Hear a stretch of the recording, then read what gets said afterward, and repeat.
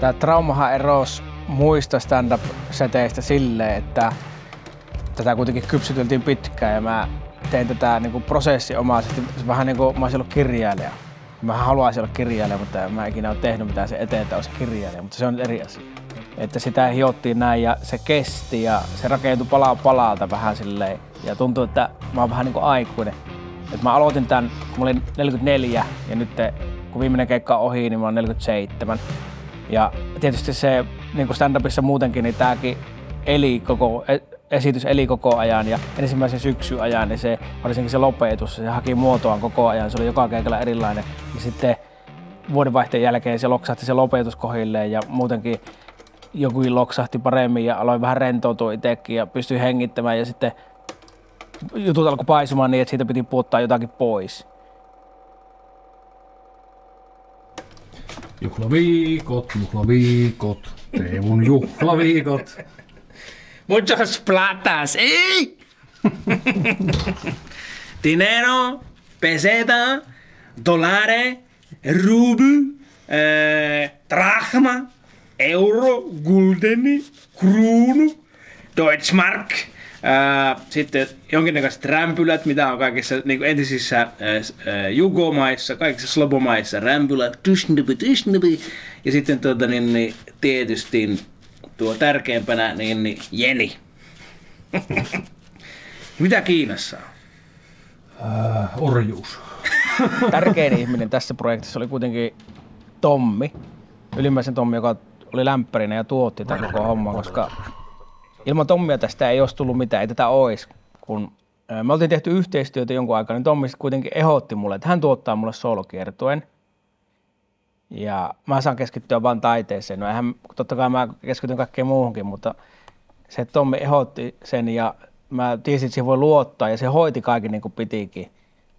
Mutta sitten tärkein oli se tässä, niin kuin, mitä Tommi toi mulle, on se, että mulla oli alusta saakka ja edelleenkin sellainen olo, että se niin kuin seisoo minun takana täysin ja se uskoo ja luottaa ja tietää. Mulle tuli sellainen olo, että Tommi haluaisi niin kuin luoda olosuhteet, jossa minä voin niin kuin olla parhaimmillani ja Tommi haluaa oikeastaan näyttää ihmisille, että miten hyvä mä voin olla parhaimmillani. Hyvä! Ja kyllähän semmoinen fiilis, että joku tuolla tavalla kannattelee, niin se on niin kuin helvetin tärkeää semmoiselle pienelle pikkupojalle tuolla rintakehän sisällä, joka siellä ihmettelee suu pyöreänä, että perkele missä minun hattarat. Äsken tuossa joku ohikulkeva nainen, niin putosi lapaan. Vieressä oli semmoinen 60 äijä. Näki sen, katsoi sitä lapasta. Ja vähän aikaa pyöritteli silmiä siinä ja vittu, en tiedä mitä sille tapahtui, polvet räjähti. Sitten ei tehnyt mitään. Ja sitten Tommi lähtee, joka nyt kuvaa niitä kemiläisellä vihakahviaskeleella ja otti sen lapaan ja juosi perään. Ja vei sen sinne niille ihmisille, nuorille naisille, joilla oli nyrkki jäässä. Ja se äijä vaan katsoi vieressä ja ei tehnyt mitään. Niin kuin tyypillinen kokoomuslainen. Juuri näin.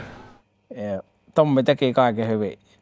Ja sen lisäksi se oli tosi hyvä lämpärikoomikko. Toinen asia tähän kärkeen. Tämä ei sitten ole show. Vaan tää on stand-up-keikka, esitys, mitä ikinä, mutta ei show. Kun show on semmonen vittumainen lainasana, mikä on otettu meidän kieleen. Sen tarkoitus on periaatteessa vaan saada asiat kuulostaa isommilta ja hienommilta kuin ne oikeasti on. Ja sitten se läntätään semmoisiin yhteyksiin, mihin se ei todellakaan minusta kuulu. Esimerkiksi strippipaarien ikkunoissa monesti lukee, että tule sisään, sisällä striptease show. Niin onko? Onko siellä show? Kun minulle ainakin show sanana edustaa jotakin isoa ja massiivista, missä on kunnon tuotantoarvo takana, niin taputtakaa kaikki, jotka on ikinä liveenä käynyt katsomassa Rammsteinia, sitä saksalaista metallibändiä.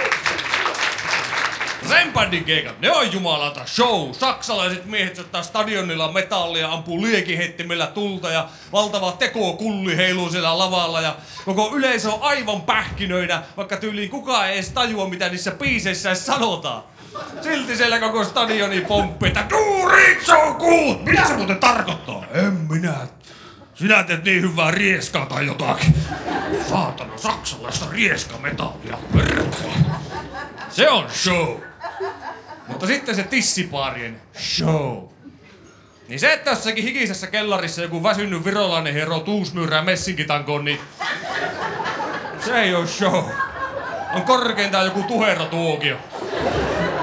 Ja show rima on tuossa, niin se yläpuolella on Circus Finlandia ja Rammstein ja alapuolella virolaiset vakinat ja minun vitsit. Tämä ei ole show, mutta tervetuloa vielä kerran kaikille tasapuolisesti. Varsinkin. Mutta on sitä meidän omassakin kielessä vittumaisia tapahtumiin liittyviä sanoja. Ja ehkä ärsyttävin niistä on semmonen sana, missä tietää, että joku tapahtuma on takuu varmasti täysin susi paska. Ja se sana on rieha. Ootteko ikinä ollut helvetin hyvässä riehassa mukaan? Ette oo, koska semmoista ei oo. Vai onko jollakin jäänyt tuonne muistioon Sammio kellumatta, ai jumalauta 2006 syysys, ihan perkele, siellä oli teknoa, paljasta pintaa ja delfiineitä, jumalauta, mikä meininki. Ei, siellä on mehua ja vittumaisia mummoja joka kerta. Se on rieha. Mutta tämä ei ole rieha eikä tämä ole show, vaan tämä on Teemu Westerisen trauma. Joten hyvä yleisö, toivottakaa lavalle tervetulleeksi aivan mahtava, aivan loistava Teemu Westerinen.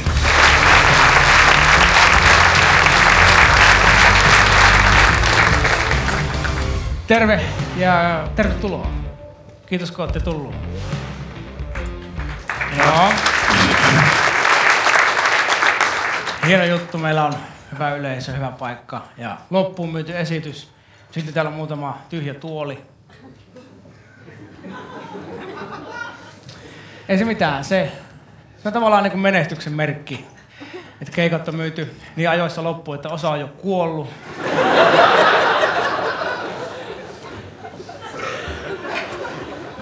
Sillä tavalla elämä on täällä tuhdisti läsnä.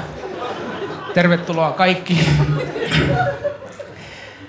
Me ollaan kierretty täällä paljon tällä esityksellä ja sana on kiirinyt ja monesti yleisössä on ollut paljon niin sanottua ammatti-ihmisiä. Eli terapeutteja ja psykologeja ja mitä vaan. Yksi psykoterapeutti lähetti mulle viestin keikan jälkeen, että kiitos Teemu mahtavasta keikasta. Opin keikallasi tosi paljon.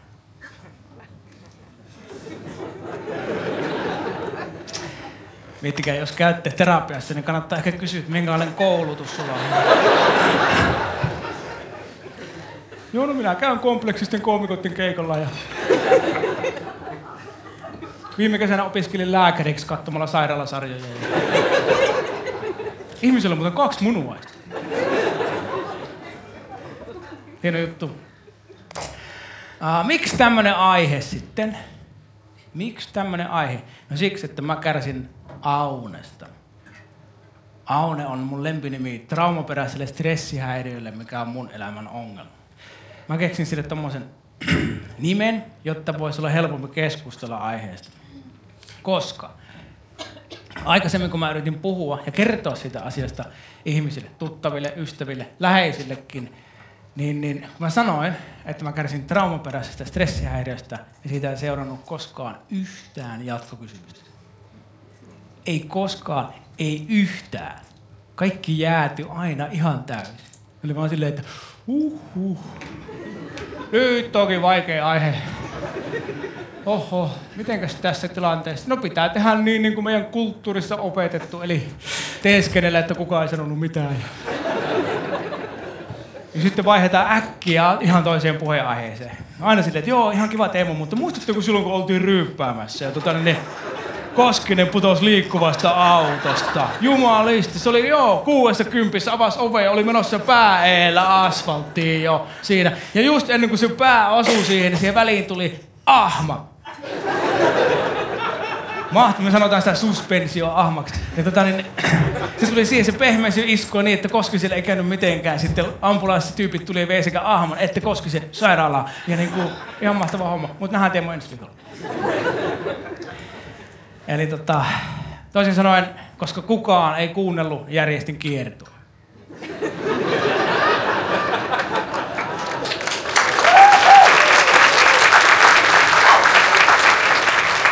Ja sen lisäksi nyt tää kuvataan, jotta voidaan tunkea sitä kaikkien naamaan internetissä. Kostoksi siitä, että kukaan ei kuunnellut, kun Teemun oli asia.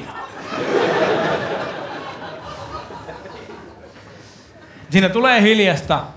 niin kuin varmaan ehkä tiedätte, jos läväyttää keskustelussa pöytään jonkun mielenterveysdiagnoosin, niin siinä tulee hiljasta. Niin mullakin tuli aina aika hiljasta, mutta on yksi tilanne, missä tulee varmasti aina hiljaisempaa. Se on se, että kun kesken 8-luokan matikan tunnin, matematiikan opettaja ihan yhtäkkiä niin ruuvaa toisen tissinsä irti. Ja sitten sanoo, että no niin lapset, nyt lasketaan tissistä tilavuus.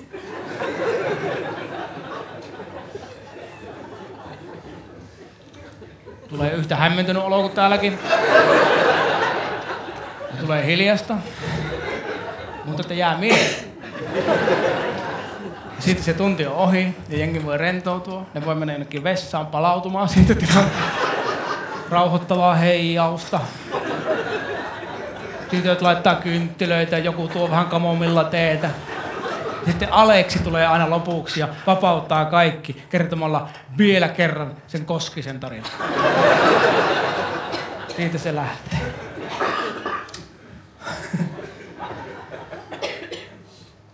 Traumaperäinen stressihäiriö on kuitenkin eri asia kuin posttraumaattinen stressireaktio. Posttraumaattinen stressireaktio on sitä, että oot käynyt Raumalla.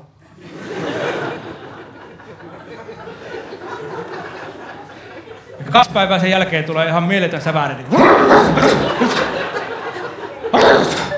Mä en tiedä mitä tapahtui. Mä juttelin niille. Mä en ymmärtänyt mitään mitä ne sanoo. Ja nyt mulla on tässä tämmönen psykofyysis kokonainen möykky, mikä pitää purkaa. Ja siihen tarvitaan raumaterapeutteja. Ja niistäkin on pulaa, erityisesti Porissa. Tämmöistä vitsiä tulee koko ilta. Pitäkää pää pystyssä. Ihan koko ilta tulee. Mutta joo, jos joku keikka, niin tämä on semmoinen, mikä tehdään yhdessä.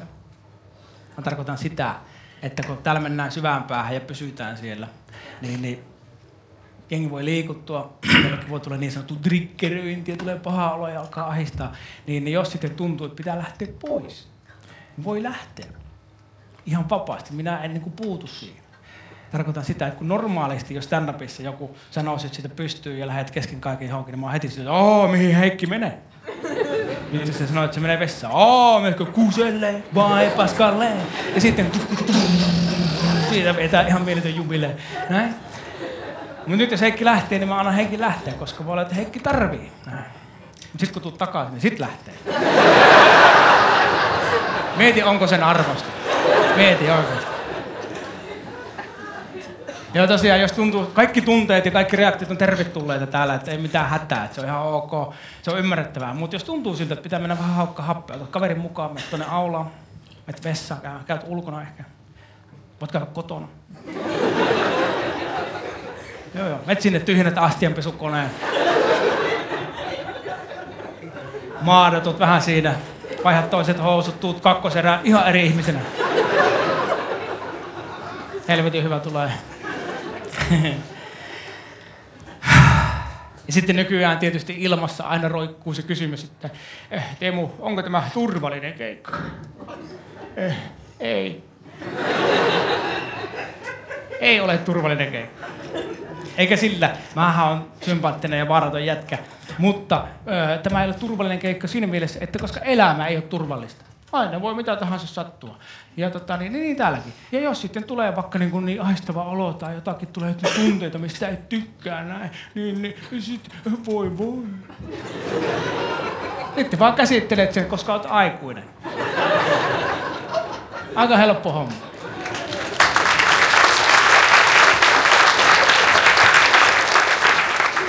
Joo, mulla on siis diagnoosi tollainen muun muassa. Nykyään aika moni, tai siis tulee koko ajan lisää uusia erilaisia diagnooseja, mitä mielenterveyteen ja näihin nepsy-juttuihin tulee. Niitä tulee koko ajan lisää. Ja sitten samaan aikaan yhä useampi meistä ja teistä saa jonkun diagnoosin. Ja se on niin kuin kaksipiippunen juttu. Ja toisaalta totta kai tosi hyvä, että joku saa niin kuin diagnoosin ja selkeyttä elämään. Joku 50 saa ADHD-diagnoosin ja tajuaa, että ai jaha, sen takia mä olin vankilassa. ja palaset alkaa loksahtaa kohdalle. Sitten samaan aikaan ainakin mulla on semmoinen huoli, että ihmisiä ylidiagnosoidaan. Ihmiset diagnosoi itse itseänsä ja jotenkin ne keksii uusia diagnooseja, jotta voi mennä niiden taakse niin kuin piiloon seisomaan, ettei tarvitse osallistua elämään. Diagnosoidaan koko elämä ja sitten vaan seisotaan keskellä vaatteita, ettei elämä osuu ja otetaan kuolema. Mä niin pelkään siis, se huoli on siinä, että meillä on vaan tyyppejä, jotka joku niin kuin vaikka Anssi. Anssi on semmoinen niin kuin muuten normaali tyyppi, mutta sitten sillä on semmoinen ominaisuus, että se ihan yhtäkkiä lyö ihmisiä naamaan. Anssi vaan ansseilee siinä näin, että yhtäkkiä vaan lähtee. Sitten kaverit on silleen, että mitä helvettiä oikeesti? Anssi, mikä hommas? Joo, sori, mä en voi sille mitään. Mä vois sille, miten niitä voi? Joo, kun mulla on tämmönen FPD. FPD, joo, siis face punching disorder. Nyt vaan tulee sieltä. Joo. Anssi, sulla voi olla FPD tai sitten sulla on semmonen juttu, että sä oot mulkku. Se on mahdollista. Edelleen, se on hyvä, että ihmiset saa diagnooseja ja niistä tulee apua ja näin. Mutta mulla on se huoli, että tätä vauhtia kun niitä tulee, niin ei mene kauaa, että meillä niin kuin kansakuntana on sellainen tilanne, että enemmistöllä ihmisistä on joku diagnoosi. Ja vähemmistöllä ei ole mitään diagnoosia. Niistä, joilla ei ole diagnoosia, niistä tulee uusi vähemmistö. Ja niinhän se menee, että enemmistö on aina normaali. Ja vähemmistöstä tulee epänormaali. Ja niinhän se menee myös, että enemmistö aina kontrolloi ja säälii vähemmistöä. Sitten me voidaan kuulla jotain tilanteita, missä joku ADHD-kaksikko pitää palaveria siitä, että vitsi kun mä oon Terosta huolissani. Ootko kuullut? Joo, kyllä mä oon kans jotain kuullut. Joo, mä oon Terosta. Mä en tiedä, onko Terolla kaikki hyvin.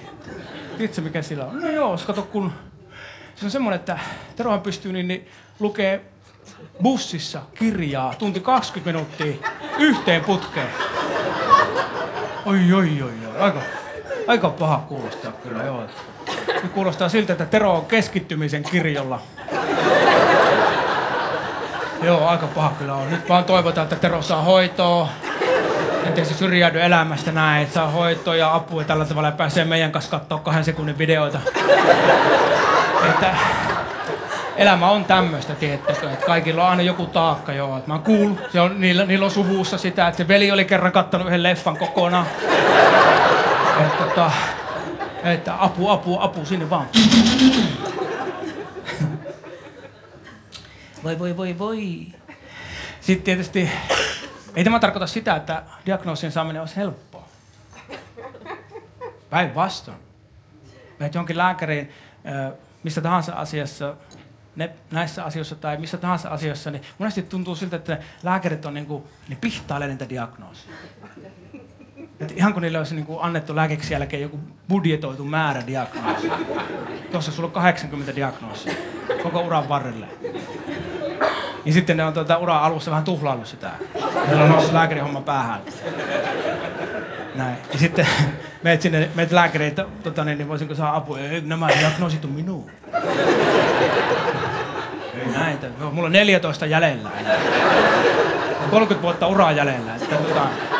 Sun pitää olla aika paskana, jos meinaat täältä jonkun paperin saa. Ei nämä on minun. Se tuntuu, että olevan tosi vaikeeta, että ne vaan väistelee ja ne ei luovu niistä millään. Kun meet lääkäriin, silleen oot googlannut asiat valmiiksi. Niin, ne tykkää siitä oikeesti. Ne tykkää. Just sen takia ne oli priimuksia koko peruskoulu ja lukio ja te vittuilette niille. Mutta ne ajatteli, että jes, minä menen lääkikseen ja 7 vuotta opiskelen, jotta ne runkkarit voi tulla kertomaan niin mulle Googlen perusteella, mikä minua vaivaa. Sitä ne odottaa teiltä ja pitäkää oikeutenne googlata. Meet sitten sinne, että hei, mulla olisi tämmönen juttu, että voitaisko me tutkia, että olisiko se tämmönen. Ne on aina silleen, että elämä nyt on, Teemut, tässä on tämmönen elämän hiekkalaatikko. Niin sä oot siinä tämmönen hiekanjyvä vaan, että Sitten tulee, ei kun keskity, voitko tämmönen, voisiko se olla tämmönen. No joo, kuule, kato. Tässä on tämmönen elämänjana. Toisessa päässä sitä janaa on kuolema. Ja toisessa päässä angina. Nyt pääosin sun pitäisi ihan itse sitten miettiä, että mihin sä tässä janalla asemoisit itses, Teemu. Että mikä tää homma niinku olis. Ja aika loppu. 140. Paino vittuun sinne.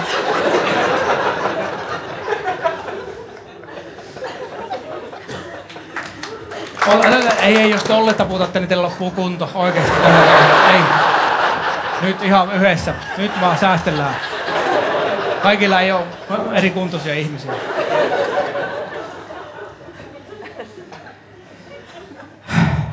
Toisin sanoen, jos sulla on joku diagnoosi, niin onneksi olkoon. Sä oot ollut ahkera ja määrätietoinen ihminen. Sä oot vahva ihminen ja ansaitset sen, että oot niinku puskenut itsesi muurin läpi ja saanut pahvin sieltä. Ei muuta kuin grillipileet sen kunniaksi.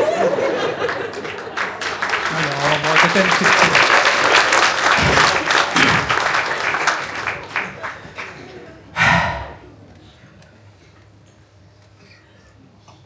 Mikä sitten on trauma? Mä näen sen silleen, että jotain on tapahtunut. Jotakin niin isoa, että se on ylittänyt sun sietokyvyn ja käsityskyvyn. Ja siitä on syntynyt säikähys. Ja se on jäänyt, se säikähys sun kehoon ja mieleen. Se on jäänyt sinne pelkona. Pelkona siitä, että se, mitä tapahtuu uudestaan. Se on niin kuin periaatteessa trauma.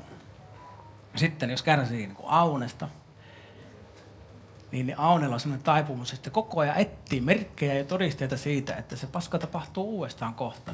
Ja on koko ajan tilanne päällä. On vähän triggeröitynyt koko ajan. Näkee koko ajan siellä, että toi muistutti siitä, käy uudestaan sen säikäyksen läpi ja on vaan täpinöissä. Käytännössä ei rentoudu ikinä. Ja se on parasta, mitä on. Ja sitten siihen liittyy se, että jos niin kun ei periaatteessa rentoudu ikinä, niin sitten kun mä näen jonkun tyypin, että sä oot semmonen, että sä oot niinku, sä et ole hädissä, sä et ole peloissa, vaan sä oot rento ja oma itsesi. Ja kun mä näen semmoisen tyypin, niin mä oon vituttaa. Vituttaa se siksi, että mä oon kateellinen sille, koska se on mulle harvinaista herkkua. Mä oon kateellinen sille. Ja sitten myöskin, koska se on mulle harvinaista, niin mä en oikein edes usko, että semmoista oikeasti on. Kun mä näen jonkun, joka on vaan niinku rauhassa ja turvassa ja näin, ja grillailee jotain pihviä, heittelee sinä vittu ja näin. Niin mä oon silleen, että toi feikkaa. Että ihan varmaan toi feikkaa, että kyllä tollakin joku on. Kaikilla on traumeja, kaikki ei niistä kärsi, mutta toi kärsii. Näin. Ja mä vaan niinku ootan, että mä saan sen kiinni siitä esittämisestä. Että joo, että kääntelen niitä pihvejä vaan, mutta mä tiedän, että kun sä oot pistänyt 10 illalla perheen nukkumaan, niin sit sunkin demonit hyppää pöydälle. Minä tiedän, minä haluan nähdä sen. Sitten kun perhe on nukkumassa, niin se on silleen, että voi perkele saatana, kohta korppitalo sortuu. Sitten se menee jääkaapille ja juo soijakastiketta yköisellä koko pullon. Sitten se menee jonnekin autotalliin ja polttaa hitsipillillä varpaan kynttä. Luodakseen niin vahvan fyysisen kivun, että se veisi hetkeksi huomioon siltä henkiseltä kivulta, siltä tyhjyydeltä, kun tuntuu, että kylkiluiden takana psyykkisesti minä olen vaan semmoinen homeinen, tamminen, tyhjä tynnyri, missä hölskyy huono lyijykynä. Ja jos nämä manööverit ei auta, niin sitten on aivan pakko ruveta ultrajuoksemaan. Ei millään pahalla, mutta ei 100 kilometrin lenkki on juoksemista. Se on pakenemista. Ei millään pahalla. Ei kun minä nautin siitä. Niin nautit siitä, että on aavikolla 60 astetta hellettä ja kilo hiekkaa suussa ja nilkat turvoksissa ja on vaan niin elämyksellistä juosta. Vittu kun siellä se menee karkuun ja Aune tulee perässä, syö viineriä. Minulla ei ole kiire. Minä saan sinut vieläkin. 300 kilometriä ihan samaan. Juokse, poika, juokse. Onko vesiliivit mukana?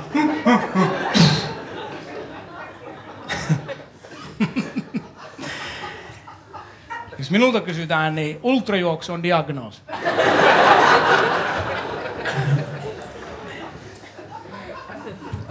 Voi. mulla on tässä esityksessä faktat kohdillaan. Se on vahvistettu kyllä, mutta mulla on asioille vähän omia nimiä. Että miettikää kuinka vahvalla tussilla teette muistinparo. On olemassa nimittäin kutakuinkin 3 erilaista tapaa traumatisoitua. Ja ensimmäinen niistä on niin täsmätrauma. Se on selkein. Se on semmoinen, että me tiedetään täsmälleen, mistä se tuli. Jäit punaisen auton alle joskus. Sen jälkeen tiedetään, mistä se trauma tuli. Ja sitten jos ei sitä hoideta, niin sä saat sävärit aina, kun sä näet punaisen auton loppuelämässä ajaa. Tällainen on kaikista helpoin parantaa. Ja mä oon onnistunut siinä. Mutta palataan siihen vasta myöhemmin. Ja niin mä tiedän, että aina kun sanotaan jossakin esityksessä tai missä tahansa luennossa jo, että palataan siihen myöhemmin, niin mitä tapahtuu? Ei ikinä palata. Ei varmaan. Mutta minä lupaan, että palataan siihen kyllä vielä tänään. Tosiaan, jos vaan aikaa jää.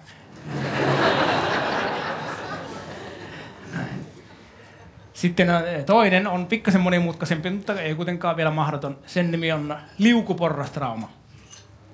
Se on semmoinen, että kuvittelette liukuportaat, menee ylös ja alas. Sitten siinä on yksi porras, missä on aina vähän kakkaa. Ja kun se menee ylös, juuri ennen kuin se kääntyy matkalle alas, niin sehän siivilöityy sen tasaisella olevan sen tavallaan sen, mikä onkaan, levyn kanssa. Ja siihen levylle siivilöityy sitä paskaa. Ja sitten se tulee uudestaan uuden kakkakuorman kanssa. Ja taas sinne siivilöityy ja uusi ja uusi. Eli toisin sanoen ei tarvitse olla mikään pam, vaan niin kun koet jotain pientä nihkeyttä, ilkeyttä, ikävää tasaisesti, niin se kasautuu. Ja sillä tavalla tulee liukuporrastrauma. Esimerkiksi ajatellaan vaikka näin, että kun sä oot saanut nuorena ajokortin, niin jostakin syystä ensimmäisen vuosien ajan, aina kun sä ajat autolla, niin äiti istuu apukuskin paikalla. Vaikka äiti ei koskaan sano sun ajamisesta yhtään mitään, niin silti sä oot ihan varma siitä, että äiti on sitä mieltä, että sinä oot ihan paskaa ajamaan autolla. Se ei sano mitään, mutta sen kehon kieli suorastaan hohkaa, halveksuntaa. Ja tunnet sen poskessa ja olkapää kiristyy aina, kun se vanha kurttu on siinä. Ja sä vaan ajat ja puristat rattia ja se on siellä, äiti on silleen, niin se ampuu roikulla äidinmaitoa. Lurauksin suoraan sun korvasta sisään. Ja siinä ylisukupolvinen häpeä vaihtaa omistajaa. Ja se on silleen, että minä en tiedä mikä tämä on, mutta minä olen tästä kärsinyt ja nyt on sinun vuoro.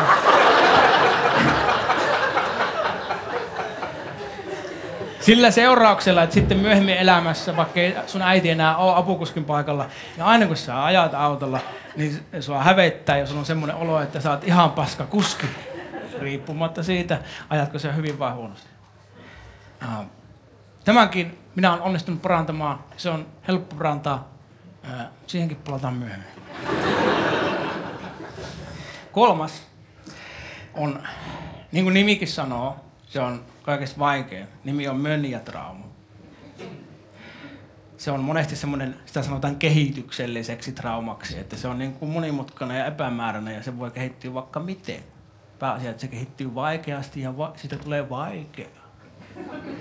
Mönjätrauma on semmoinen, että se syntyy siitä, mitä ei tapahtunut. Se on tässä se juttu. Se syntyy siitä, mitä ei tapahtunut. Olisi pitänyt tapahtua, mutta ei tapahtunut. Eikö nyt pidä niinku sekoittaa, ei pidä niinku jotenkin olla pahoillaan siitä, että kukaan ei ole ajanut sun päälle punaisella autolla. Et siitä ei tarvitse nyt uhriutua. Niin kuin, että miksi minä kelpaan?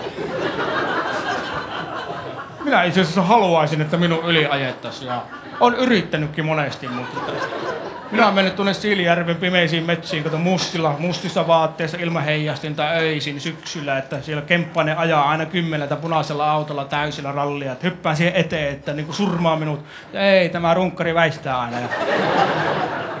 Sitten se vaan huutaa ikkunasta, että hei, sinä oot hyvä kuski. Ei se ei tarkoita sitä, vaan että mönjätrauma syntyy siitä, että jotain olisi pitänyt tapahtua. Sä oisit tarvinnut jotain, mutta ei tapahtunut. Jäit paitsi jostakin. Ja silloin sitten jää tyhjää koloja sinun sieluun ja sitten sitä yritetään myöhemmin täyttää alkoholilla. Taikka se kasvat jotenkin vinoon ja sitten niin hakkaat yläasteella muita. Jotain tällaista. Se voi olla vaikka tämmöinen juttu, mikä syntyy hyvin niin varhaisessa elämänvaiheessa niin vauvana, tiedätkö, ennen ensimmäistä ikävuotta, niin oli tämmöinen tilanne, että sä oot 7 kuukautta ja sulla on vähän paskaa housussa ja sitten koetat niin antaa vauvakielelle signaaleja äitille, että olisi niin kuin, scheisse, että voitaisiko vaihtaa tää. Ja sitten äiti on niin kuin silleen, että se vaihtaa sun vaipat, mutta se ei kato silmiin. Toisin sanoen, se toimii mekaanisesti, mutta se ei ole läsnä. Ja siitä jää lapselle sellainen olo, että ihan kiva, mutta mitä helvettiä. Ja sitten yläasteella.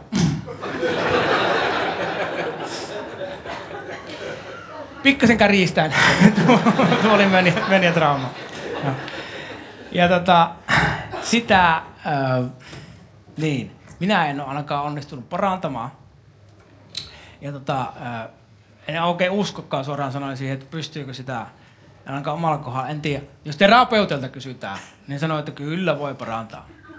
Mutta ne nyt sanoo rahahimoissaan mitä vaan. En oikeesti, niillä voi olla, että niillä on joku kesämökki, mistä on vielä niin kuin 1 nurkka maksamatta. Niin ne on silleen, että Teemu, usko vielä 2 vuotta. No oikeastaan näillä koroilla 2,5. Mutta joo, no sitten se lähtee. Joo. Mä kerron nyt teille mun yhden täsmätrauman ja miten me hoidettiin se. Mulla oli kerran elämässä semmoinen tosi vaikea parisuhde, että siinä psykologiset leikot ei mennyt paikalleen millään, ne suli.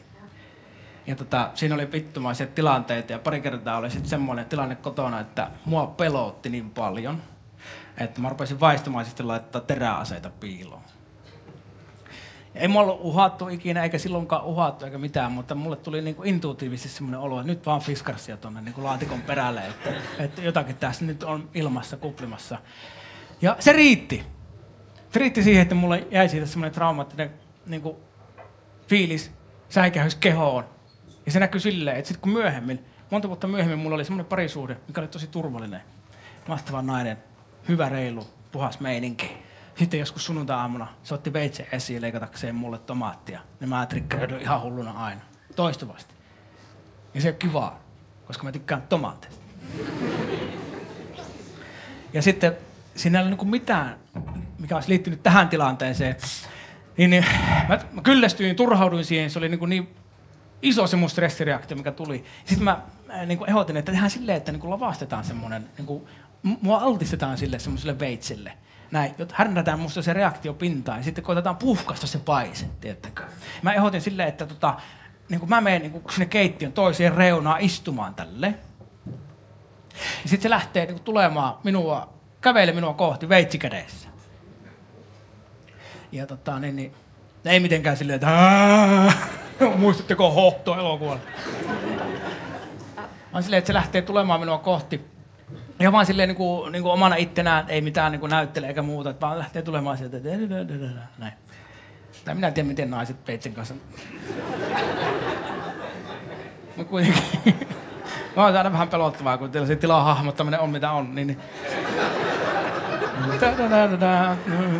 Ei millään pahalla, ei saisi yleistää, mutta nyt on pakko, koska se on totta. Ja niin se oikeesti aina on kaikki vaan, joo ei tässä mitään, mulla on ruuvimesseli kädessä, niin koko muu perhe on aina silleen. Mäkin aina, ja siis mä näen joku naisella on sateenvarjo, niin mä aina vähän kadun puolta, koska se on ihania piikkejä, millä voi tuhota ihmisiä. Onko tuo beike? Joku Ukraina tilannekin saataisiin niin laukaus on sillä, että antaisi ukrainalaisille naisille kaikille sateenvarjoja. Sanotaan, että menkääpä rintamalle. Niin venäläiset on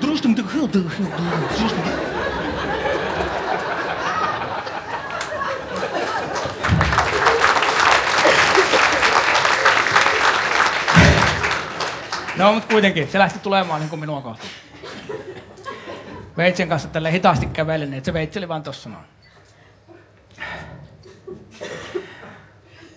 Minä istuin tässä ja heti alkoi mulla se stressireaktio, tietenkin semmoinen niin kuin paniikki ja semmoinen jalka väpäättämään. Ja taistele tai pakene niinku reaktio tulee syvältä ja niinku pumppu alkoi hakkaamaan ja pupille tekee mitä tekee ja mietin, että niinku juoksenko karkuun vai tuhoaako tuo olennon ja näin. Ja tosi paha tuli ja niinku leuka väpättää ja kaikkea. Se on tosi paha. Ja mä tiesin, että voi antaa tulla, että ei haittaa, että voi antaa tulla näin. Ja se paheni joka askeleita, kun se tuli, ja kun se tuli tähän näin. Jumalauta, kun se seisoi tuossa noin.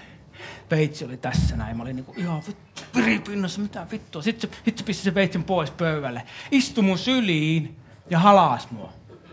Siis oli pitkät kädet niinku ne meni kuin narut meidän ympäri ja halasi samalla itteensä siinä.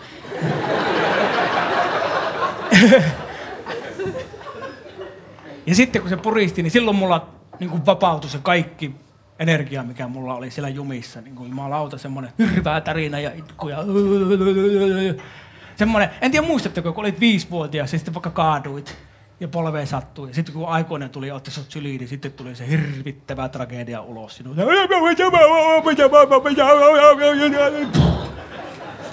Mulla oli ihan samanlainen olo. Mä tärisin tosi pitkään siinä ja sitten yhtäkkiä se rauhoittui ja antoi periksi. Näin. Ja sitten mä huomasin aika pian elämässä, että se toimi. 95% siitä pahasta, niin se katosi. Mä oon ylpeä siitä, että se tehtiin, se toimi. Siihen jäi se semmonen 5% vielä, koska kaikesta jää kuitenkin jälki. Semmonen ihan hyvä perus 5%. Ei se haittaa niinku. No joo. Niin jos käy treffeillä, niin pitää mennä viiltosuojahanskat kädessä. Ei se on niin paha. Sillä saa ainakin jää murrettua. Niin kuin, no!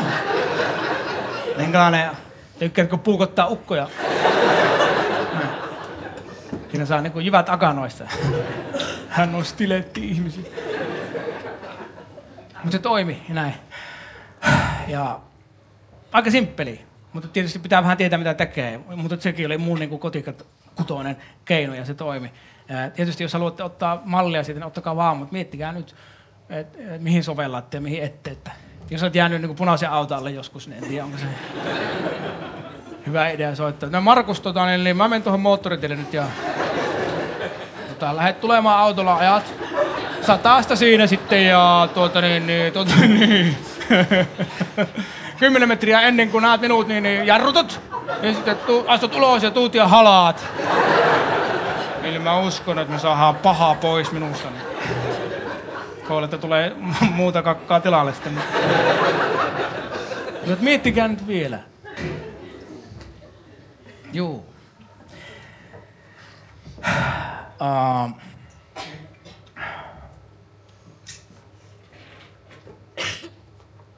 Trauma on niin kuin Donald Trump. Se on semmoinen helvetin sitkeä, kiukutteleva pikkuvauva, joka ei lopeta, ei varmasti lopeta ennen kuin se saa se, mitä se haluaa. Se, mitä se haluaa, on huomio. Sitten kun se saa huomiota, se voi alkaa paranemaan. Trumpin kohdalla en tiedä. Ei ehkä ole aikaa. Mutta kuitenkin huomiota se vaatii ja siitä se lähtee. Trauma on luonteeltaan semmoinen, että se voi olla säilössä tavallaan pinnan alla vaikka 60 vuotta. Sillä ei ole kiire mihinkään. Mutta lopulta se syö itsensä sisältä ulos pintaan. Tavallaan tai toisella, vaikka väkisin. Tai jos se löytää jonkun raun. Jos sulla on kriisi, sä palaat loppuun, se näkee, että nyt ovi on auki, niin sinne vaan ja käsittely. Mulla tästä esimerkki semmonen, että kun mun äiti kuoli 21 vuotta sitten. Mä oon nyt 46, mä olin silloin 25. Ja eihän mä sitä osannut käsitellä mitenkään, koska en vaan osannut. Ei mua kukaan oikeastaan edes auttanutkaan, eikä kukaan muukaan osannut käsitellä sitä. Mä oon Saarijärveltä, ei millään mitään tunnetaitoja siellä opeteltu. Kaikki oli vaan silleen, no niin, niska jäykemmäksi ja enemmän töitä. Asia kunnossa. Ja en käsitellyt sitä vuosikausiin, kunnes nyt sitten muutama vuosi. Sitten se lävähti tiskiin ja on sitä paljon käsitellyt ja niin kuin voiton puolella varmastikin sikäli kun siinä voi olla. Mutta nyt kun mä katson sitä noin 20 vuoden jaksoa taaksepäin, niin on aivan selvää, että kaikissa elämäntilanteissa se trauma siitä kuolemasta on ollut vaatimassa huomiota. Se on ollut ikään kuin semmoinen lentokenttäpilkku, mikä tuossa korvan juuressa on ollut koko ajan, niin kuin, että hei, mites minä, muistatko minut? Mä oon ollut silleen, että en muista. Niin, mutta minä olen tästä, muistatko minut? Vilkku. Mä oon silleen, että joo, kyllä sitä loppuu patterit joku päivä. Ei mitään hätää. Sitä vaan välttelee. Ja luulen, että olin käsitellyt sen, kun kerran sairaalasarjaa katsoessa itkin. Mutta ei. Sitten se tuli käsittelyyn tuossa muutama vuosi sitten, kun tuli tilaisuus. Ja se ei paljon kysely. Se tuli ikään kuin väkisin. Se vaan tuli. Se voisi ehkä kuvailla jotenkin silleen, että kun mulla on tapana aamulla avata läppäriä ja lukea uutisia, niin yhtenä aamulla siinä olikin sitten vaan siinä taustakuvana läppärissä, niin yhtäkkiä äitin kuva ilmestynyt siihen. Mä oon silleen, että mitä helvettiä nyt mukaamasta, niin kuin, että ei tämä tälleen että toimi. Sitten vaan koitin raahata sen roskakoriin. Niin plop, se ponnasi takaisin siihen, että kyllä nyt. Mä että ei saatana, mitä se on? Nyt sillä oli sitten ilmestynyt vauva syliin sille äitille. Mä että mitä helvettiä nyt? Roskakoriin. Plop. Se ponnasi takaisin. Äiti, vauvalla on päässä pipo. Mä et, nyt jumalauta, mitä tää nyt on? Uutisia. Meni roskakoriin, plop, se meni takaisin. Äiti, vauvalla pipo. Pipossa lukee Teemu. Sitten oli, että ei jumala, nyt ei tämä nyt näin kyllä, että minä olen valmis tämmöiseen. Ei nyt voi kyllä, ei saatana. Miten kun minä osaan ja sitten pitäisi mennä padelia pelaamaan. Ei tämä, mitä mä nyt teen, kun sehän on jo sitten, kun ei ole mitään ja sitten ei tää nyt ja sitten niin saatana ja sitten niin. Ja sitten mä muistin, että ai niin joo, päihteet! Miten minä saatoin unohtaa päihteet? Tuokaapa tänne kaikki mitä on. Tuokaa tänne kaljaa, tupakkaa, viinaa, pilveä, sokeria, liikaa töitä, stressiä, seksiä, välilihoja, nännipihoja, jäätelöä, stressiä, julkisuutta, huomiota, hehkuvia algoritmeja, jakoja, tykkäyksiä, some. Sanoinko jo välilihaa, sinne vähän jäätelöä, välilihaa, kyllä lähtee ja nännipihoihin, välilihoja ja jäätelöä. Onko eri makuinen? Ben and Jerry's, 2 nänniä. Vittu näin, tällaista lähti. Tuokaa kaikki päihteet tänne. Minä kerään ne semmoisen isoon erikoisvalmisteiseen tehosekottimeen. Soseutan siitä semmoisen taikaliemen, että lähteepi hommat ja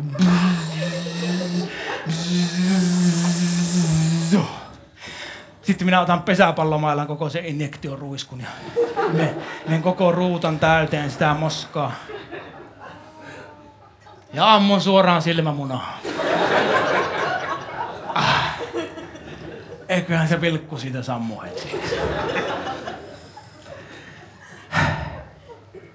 Mutta ei se sammu. Päihteistä puheen ollen, nyt on tauko.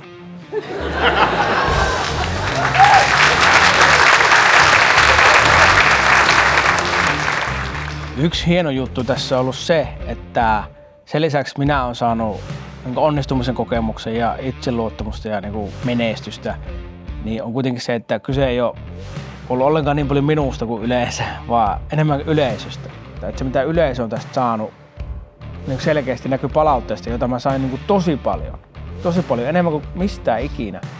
Oli se, että ihmiset kirjoittivat syvällisesti ja pitkään kaikista kokemuksistaan ja omasta elämästään ja muusta.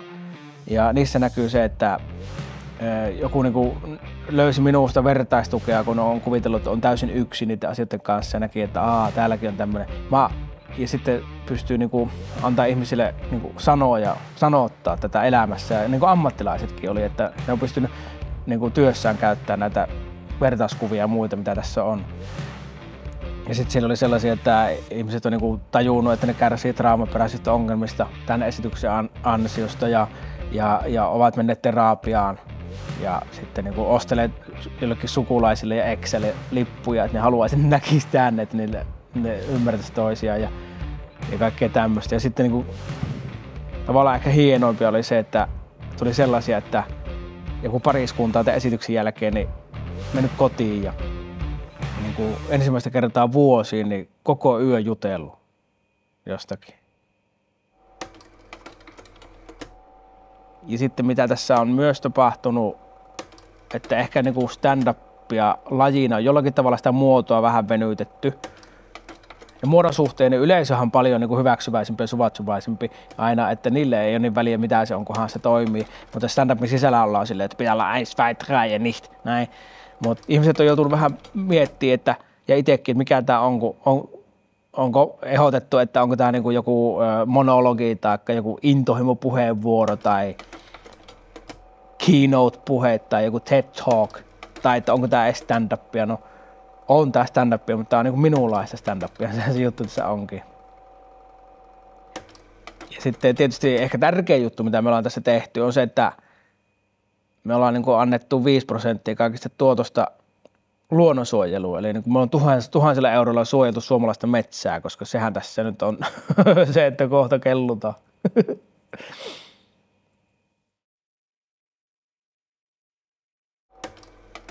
Kiertueen kotipeli. Saarijärvi. Just sanoin, että ei kauheasti jännitä, mutta sitten kun... En tiedä pitäisikö, mä oon vaan lamaantunut, koska ollaan Saarijärvellä, mutta... No ei se sitä oo kyllä.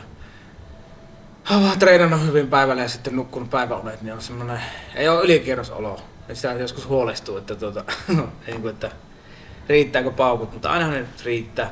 Saatana... Tämä monologi, minkä nyt puhuin, niin se on sellainen sisäinen dialogi, mitä mä oon harrastanut keikoissa koko urani, yli 20 vuotta.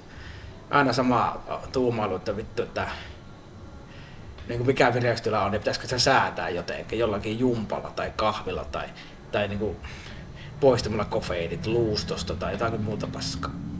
Se ei lopu ikinä. Nautin joka hetkestä.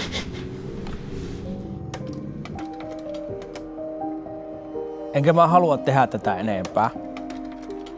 Vaikka moni on kommentoinut, ja mä itsekin tiedän, että tällä varmaan voisi kiertää Suomeakin vielä muutaman vuoden ja voisi, että käännä englanniksi ja mene ulkomaille. Joo, ehkä, mutta tää on niin henkilökohtainen, että se käy rankaksi. Että kun siellä on haavoittuvaisena auki, niin siitähän se voima tulee esitykseen, mutta sitten kun on haavoittuvaisena auki, niin se on myös aina silloin riski. Ja riski stressaa, niin sitä ei jaksa enää. Ja sitten tässä on myös sekin, että kun mä oon niin tämän myötä, esityksen myötä, kun tää on kestänyt niin pitkään, niin mä oon käynyt tätä asiaa niin paljon läpi. Ja mä oon toipunut ja muuttunut tämän monen vuoden projektin aikana. Ja mun on saatava henkilökohtaisessakin elämässä niin kuin näihin asioihin vähän etäisyyttä, koska mä voin jo sitä ottaa. Ei ne mua jätä koskaan kokonaan, mutta kuitenkin. Sekin on tullut niin kuin tarpeeksi, että mä oon tullut niin nähdyksi ja kuulluksi ongelmineni tämän esityksen myötä, että ei enää tarvi. Että se riittää. Ja toinen mikä riittää on niin kuin se, että mä oon tässä pystynyt jotenkin todistamaan ainakin itselleni sen, että mä pystyn samaan aikaan olemaan lavalla tosissaan ja hauska. Eikä ne niin kuin sulje toisiaan pois.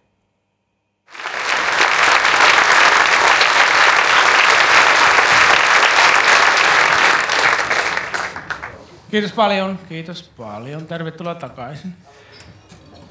Multa kysyttiin kerran, että Teemu, onko trauma aivovamma? No, ei se oo. Paitsi tietysti, jos olet saanut aivovamma jostain, niin on se voinut olla traumaattinen kokemus. Mutta ei se ole aivovamma, vaan trauma, mikä on aika jännä juttu, niin sehän asuu kehossa vaan. Se asuu meidän lihasmuistissa ja hermostossa ja ties missä. Se on siellä. Ja siellä se lymyilee vaikka kuinka pitkään, jos tarvii. Ja se on siinä mielessä on kuitenkin aika mielenkiintoinen ajatus se, että trauma on kehossa, niin sitä kuitenkin hoidetaan mielenterveysongelmana. Sitä pidetään mielenterveysasiana, vaikka se on kehossa. Se on vähän niin kuin ikään kuin epälooginen juttu, tiedättekö?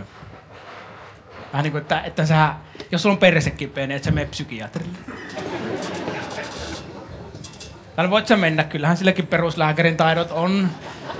Se voi määrätä siihen jotain pasimysiiniä tai muuta. Mutta että kyllä pitää olla melkoinen masennus, että se oirehtii perseen kautta. Nykyään puhutaan paljon siitä, että pitäisi kuunnella kehoa.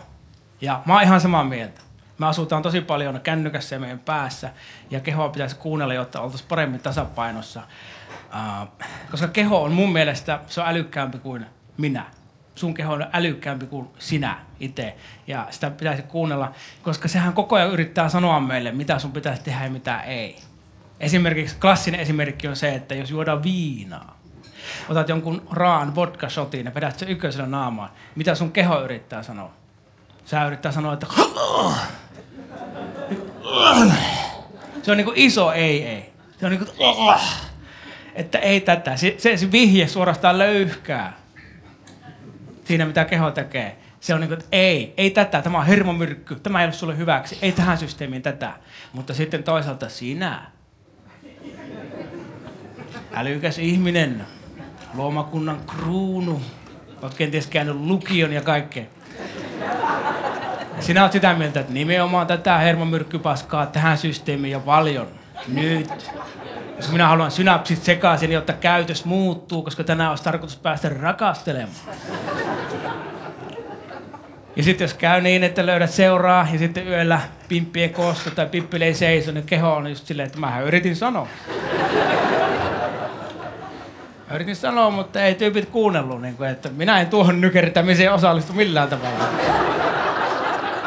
Teillä on tutkinnut ja kaikki, niin koittakaa nyt olla se tosi älykkäitä ton homman kanssa. Minä menen minibaarista syömään Pringlessia, mutta pahan näköistä nuhjuomista, Keho koko ajan opettaa meille juttuja. Ja sen takia sitä on ehkä hankala kuunnella, että kun sieltä tulee niin armotonta dataa, että me ei haluta kuulla sitä.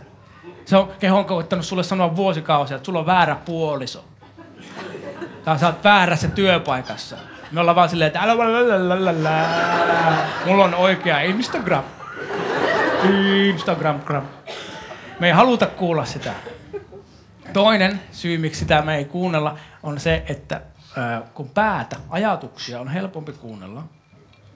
Ja sieltä nimittäin riittää tavaraa, materiaalia koko ajan. Koko ajan mieletön niin kuin ramppa kalkattaa yötä päivää. Ainakin mulla ihan mieletön sirkus koko ajan. Keskellä yötä 3:30 silleen, että ootko muuten miettinyt, että tätä potkukelkkailukulttuuria Suomessa, niin miten se on hiipunut vähän, että pitäisikö sille tehdä jotain, että pitäisikö hakeutua eduskuntaan, niin voisi sitten määrätä, että niin jalkakäytävistä puolet hiekotetaan ja puolet ei, kun kuitenkin on vielä 4 alkuperäistä potkukelkkamummoa jäljellä ja nyt ei ole saatu ratkaisua, tässä on kello jo 4:30, mutta että jos ei 5:30 mennessä saa ratkaisua, niin voidaan jo herätä. Ihan mieletöntä länkytystä koko ajan. Ja sitten ainakin mulla on semmosia niin kuin ääniä päässä, jotka koko ajan juttelee. Ei siis mitään semmoisia skitsohommia. Ei mitään skitsohommia, niin kuin, että hei, syö 10 kiloa toffeita ja näin Jeesus. Vaan niin kuin semmosia, mulla on niin kuin, en tiedä onko teillä niin kuin kommentaattoreita päässä, tiedättekö? Kommentoivia ääniä, jotka kertoo mihin sä pystyt ja varsinkin mihin et pysty. Siis nehän voi olla ketä tahansa, ne voi olla vanhempia, kiusaajia, valmentajia, jotain niinku siskoja, veljiä, kavereita, eksiä, nykyisiä. Jollakin on Ben Zyskowicz. Ja se kertoo aina, niinku, mitä niinku, mihin sä pystyt. Mä huomasin, että mulla on tämmönen niinku lannistajahahmo. Mä huomasin pari kesää sitten kesäkiertueella. Mä huomasin, että mulla on lannistajahahmo, kun se aina ennen keikkaa tuli sinne paikalle niin kuin lannistamaan. Ja mä nimesin sen Mauriksi. Mauri on niin kuin silloin mun sukulaismiehen hahmo, silloin parta ja vähän mahaa. Ja sit se aina ennen keikkaa hiipii tilanteeseen jostakin Citroenin takaa vaan. Terve. Niin sitä vaan, että ei vissiin tänään keikkaa oikein lähe. Moro! Mä olin silleen, että mikä homma tämä on. Mä ikään kuin tajusin, että hei, että sehän en ole minä, joka tulee niinku nihkeyttämään, vaan se on joku niinku muu, eli ego tai epävarmuus ja näin. Ja sitten mä nimesin sen Mauriksi ja sitten mä päätin, että mä en enää kuuntele Mauria. Sitten mä myös huomasin, että Maurin kanssa voi jutella. Ja huomasin senkin, että sen kanssa kannattaa väitellä. Koska en tiedä teidän Maureista, mutta ainakin minun Maurini aivan paska väitteli. Aivan paska. Sieltä se taas tuli ennen keikkaa. Terve. Nyt oot paskaa keikkaa menossa tekemään. Mä olin silleen, että oikeesti kun tarkoitat noin. Niin no ei vissiin sitten. Moro! Oli niinku, että olipa helppoa. Se oli sillä hyvä. Mä sain tuolla niinku etäisyyttä vähän siihen epävarmuuteen ja sain vähän itteeni takaisin ja niinku keveni olo ja hommat meni paremmin ja keikat meni paremmin ja mä päätin, että mä en enää ikinä kuuntele Mauria. Kunnes kävi näin. Mä olin toissa talvena masentunut, koska mä olin syksyllä eronnut ja sitten mä olin joskus niinku keskiviikkoiltana yksin kävelemässä metässä ja niin kuin pitää tehdä silloin, kun on masentunut. Yksin metsään, talvella. Siellä ei ole joku puita ja ne ei kerro kenellekään. Mä olin siellä vaeltelemassa metikössä, niin Mauri ilmestyi paikalle taas. Terve!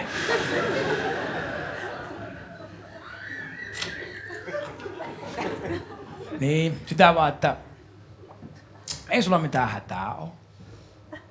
Ja kyllä se hyvin menee, se on mennyt ennenkin. Sulla on hyvä suunta, että kaikki on ihan ok. Mä olin automaattisesti silleen, että onko tosiaan näin? Niin no.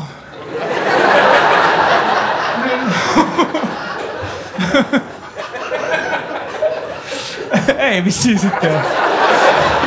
Moro! Oli, että vau, vitsi, mä ite lannistin itteni. Voi paska. Ehkä Mauristakin on joskus jotain hyötyä. Ei se ole kokonaan niin kuin perssistä.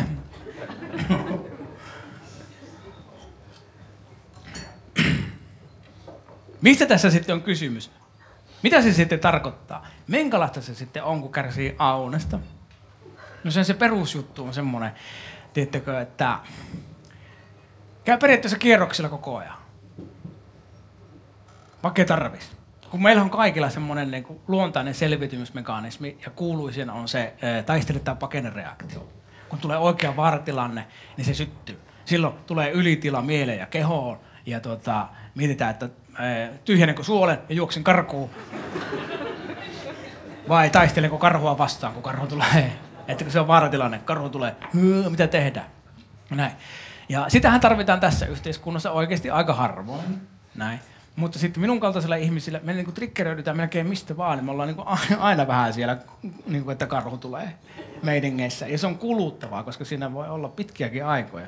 Ja se on perseessä, se on niinku, no joo, on se kiva, kun on koko ajan sellainen olo, niinku, että kohta lähtee näin. Ja on niinku, kyllä te tiedätte, se on se olo, kun te olette käynyt joskus lapsena, niin mökillä pimeässä yksin siellä paskahuussissa ja sitten siellä kuuluu joku rasahdus. Niin sekunti, kun te olette mökillä oikeesti. Niin kuin paska jää sinne ilmaan. Nyt tuli nopea perse.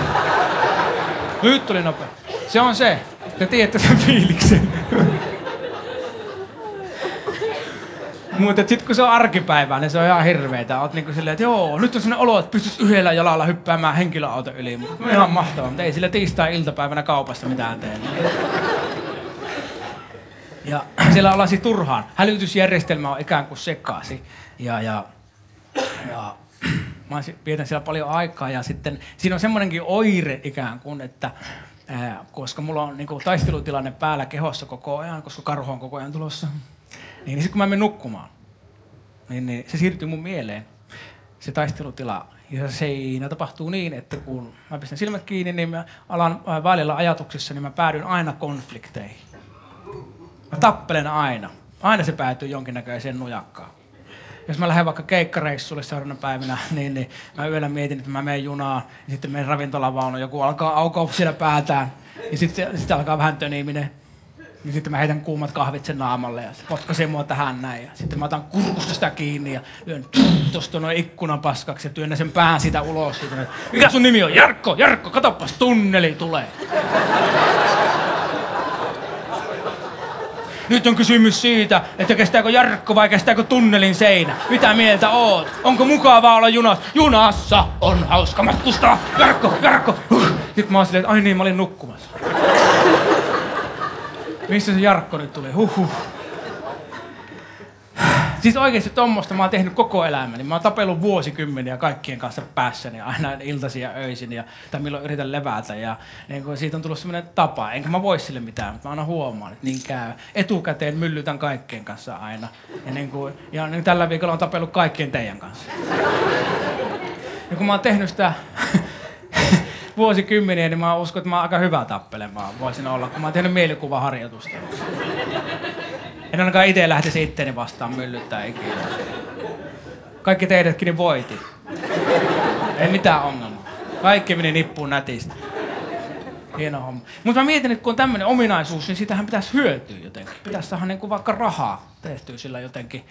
Niin mietin, että vois tehdä silleen, että järjestäisi tappeluita mun päässä. Ja sitten niin kuin järjestäisi vedonlyöntiä siihen. Ilmoittaisi vaan Facebookissa, että huomenna 6 torilla Westerisen päässä Anssi ja Anssi isä ottaa matcha. Sitten menisi 6 sinne ja jengi tulisi katsomaan, mitä tapahtuu. Silleen, että ihan haskella muuta. Hyvä. Pidä. Varo. Hyvä. Just näin. Irti. Joo, päälle vaan. Vitsi, mikä ottelu. Anssi voitti 3-2. No onko yllätys? Sillä on FPD. Mutta että... Ja sit vaan vedonlyöntirahoja sieltä itselleen ja näin. Hieno homma. Turha taistele tää pakene, se on se ongelma. Toinen, mistä puhutaan vähemmän, te olette ehkä kuullut siitä, on se, että on niinku tää alivire. Tämä oli ylivire, tämä on alivire. Ja se on se, että kun karhu tulee, niin keho päättää, että vitsi, me ollaan nyt hävitty tää peli, joten keho antaa periksi. Ja silloin tapahtuu lamaantuminen, eli niin sanottu leiki kuollutta tilaa. Että keho oikeasti menee pois päältä. Ja siinä tapahtuu se kuuluisa sielu poistuu ruumista ilmiö. Tämä sanotaan dissosiaatioksi terapiakielessä. Ja siinä oikeasti tapahtuu niin, että sun persona tai sun mieli poistuu tilanteen ulkopuolelle, jotta sä et niin kuin tuntis sitä, miltä tuntuu, kun karhu tulee ja ottaa sun perseestä pienen näytepalan. Tämä on se mekanismi, millä se toimii. Ja tätäkään ei tarvi ehkä arkielämässä ainakaan Kuopiossa kovin paljon kukaan. Mutta sitten meikäläinen on joutunut tuommoiseen tilaan lukuisia kertoja. Ja se ei ole mukavaa. Se on, jos et ole kokenut, niin se on semmoista vähän niin kuin, että olisit syönyt rauhoittavia lääkkeitä tai polttanut pilveä. Että sulla on tavallaan semmoinen pehmeä ja rauhallinen olo, mutta samaan aikaan on semmoinen ahistava olo ja semmoinen, että kaikki ei ole ok. Se on semmoinen, siinä menee, niin kuin se on vahva näytön säästä ja sä kyllä tajuut, missä mennään, mutta keho lamaantuu. Ja jos se menee tarpeeksi pahaksi, et pysty liikkumaan ollenkaan. Ei oikeasti pysty, vaikka haluaisi, oot vaan silleen. Ja sitten, jos se menee vielä pahemmaksi, niin tapahtuu niin, että kehon yhteys aivojen puhekeskukseen katkeaa. Ja se tarkoittaa sitä, että sä et pysty puhumaankaan, vaikka sä haluaisit. Sulla pää toimii, sä oot vähän sumussa, mutta pää toimii. Sä et pysty puhumaan, vaikka haluaisit kertoa jollekin, että hei, nyt on tämmöinen tilanne, että karhu tuli ja meitsi on vähän jäässä täällä, et ei mitään hätää. Ja mä en tiedä, mikä tää kuvio on, mutta se on totta, että meillä niin se yhteys puhekeskuksen katkee. Se on joku luonnon säätämä juttu, että sillä on joku tarkoitus kai. Tai sitten se on joku Jumalan systeemi niin kuin hiljentää meidät. Se ei jaksa kuunnella ihmisten länkytystä kaiket päivät. Miettikää nyt, miljardit ihmiset jupisee keskenään kaikennäköistä paskaa. Minusta olisi kiva olla lossikuski, voi vittu nyt muteille. Muteille tämä porukka. Minä haluaisin pilateeksi, et kun haluaisit olla hiljaa nyt. Ei jaksa tätä porukkaa.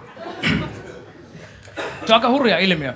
Ja mulle sen laukas aikoinaan se, että kun mä ajattelin äitiä tai sen kuolemaa, kun se oli käsittelemätön möykky, niin keho tulkitsi, että se on karhu. Ja sitten niin mä oon tippunut tai niin sortunut seisaltaan pari kertaa, kun keho on mennyt pois päältä.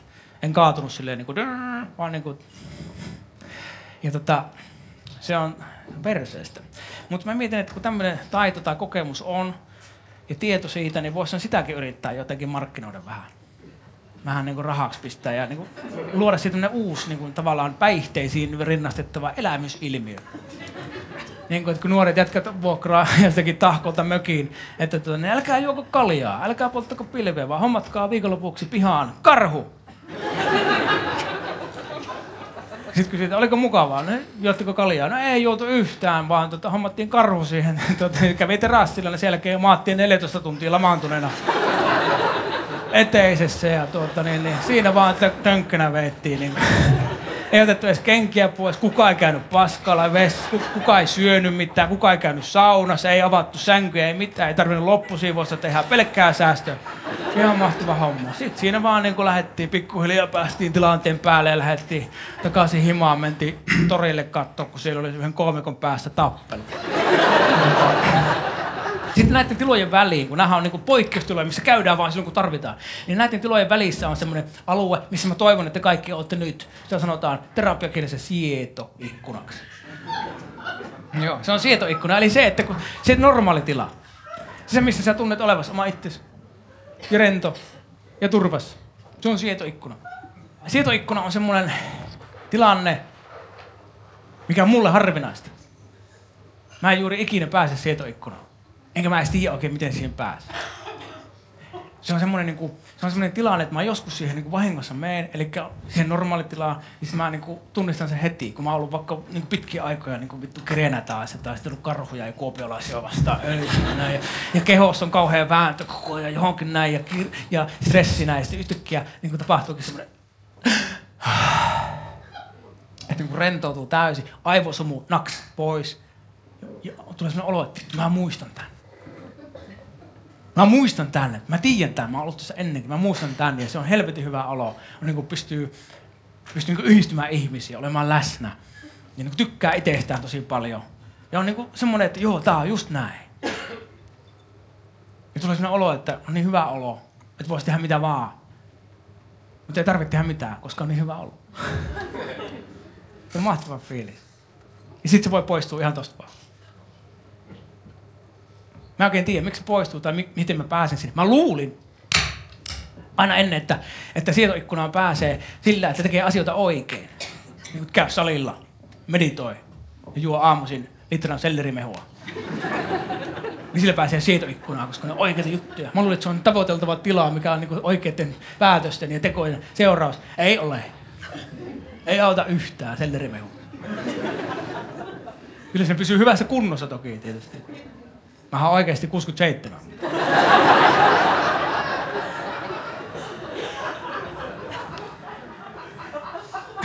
Mut joo, ei siihen vaan pääse. Ja se voisi ajatella tätä hommaa sillä tavalla, että kuvitellaan hampurilainen. Normaali ihmisen hampurilainen on semmoinen, että siinä on semmoinen sentin paksuinen se yläsämpylä. Se on taistelitaan pakene homma. Se on sentin paksu. Alasämpylä, alivire, siellä leikikuollutta, sentin paksuinen, kiva. Sitten siinä on 3 mehevää pihviä välissä. Sietoikkuna on pihvit. Siinä on hallomipihvi, sitten siinä on kasvispihvi ja sitten siinä on aikuisten pihvi. Ja siinä on se sietoikkuna ja siellä ollaan ja elämä on mukavaa ja voi grillailla ja kaikkea. Sitten meikäläisen hampurilainen on semmonen, että se yläsämpylä on semmonen 10 senttiä paksu. Semmoista hiilarihöttöä, tiettäkö. Semmoista oikein, että sitä kun syöt, niin sulla on viikossa peräsuolassa syöpä. Alasämpylä samanlainen 10 sentin, mä tiedän oikeesti, tulee tuplasyöpä. Ja sitten minun sietoikkuna on semmoinen 0,5 senttiä paksu kuiva juurespihvi. Siihen joku runkkari väsynyt kokki pistänyt pikkasen lanttua ja porkkanaa poikittaa ja kuivannut sen erikseen. Että nauti kuule elämästä teille. Laita paska. Se on niin ohut, että siitä ajaa ohi. On vaan silleen, että tossa oli minun sietoikkuna. No, käyväänpä siinä vähän. No. Sitten nää pikkasen karhun sillä, niin taas ollaan hankkimassa syöpää. Huhhuh. Toi on niinku se kuvio. Toi on se kuvio. Koko elämäni etsinyt sitä sietoikkunaa, nyt mä oon sen tajunnut viime aikoina. Ja sitten ehkä tästä tullaan myös siihen, että minkä takia mun koko elämäni on ollut semmoinen olo, että mä oon marginaalissa. Mä katson ulkopuolelta ihmisiä, mä oon ulkokehällä. Mä oon miettinyt aina mikä se on. Mä oon tavallisesta keskiluokkaisesta perheestä oleva keski-ikäinen heteromies. En oo aina ollut keski-ikäinen. Kuitenkin. Mä oon miettinyt mikä se on. Onko mä homo? Mä oon kokeillut. En ole. Harmi sinänsä, koska mä pelkään naisia. Mutta mä oon miettinyt oikeesti mikä se on ja näin. Ja sitten mä oon tajunnut, että se minkä takia mä oon ulkokehällä on se, että mä oon todella herkkä mies, joka kärsii aunesta. Sen takia mä oon siellä. Ja musta tuntuu, että kun mä oon niinku, on semmonen läpinäkyvä iso pallo, minkä pinnalla mä makaan ja mä katon sinne keskelle, missä te ootte. Teidän rentojen grillijuhlien kanssa. Mä katon sinne keskelle, mä mietin, mua pituuttaa se, kun mä en pääse sinne. Mä suren sitä, että mä en pääse sinne. Mä oon käynyt siellä näin ja mä haluaisin sinne. Sitten mä vähän halveksin teitä ja arvostelen ja katon teitä ulkopuolelta ja mä vaan mietin, miten sinne pääsisi näin. Ja sit mä alan tässä iässä huomaamaan, että mä oon niin pitkään ollut tällä kehällä, että mä en tiedä, haluanko mä sinne. Tai mä en osaa, mä en ymmärrä teidän juttuja. Mä en ymmärrä, mitä siellä tapahtuu, kun jengi siellä vittu ihan tohkeessaan pölisee, että joo, niin kuin saattaa 18 minuuttia puhua siitä, miten etelämatkojen hinnat on noussut. Mä aina silleen, että koettakaa nyt jaksaa. Oikeesti, onhan tuo nyt hirveetä. Oikeesti hirveetä. Niin täältä sympatiat sinne.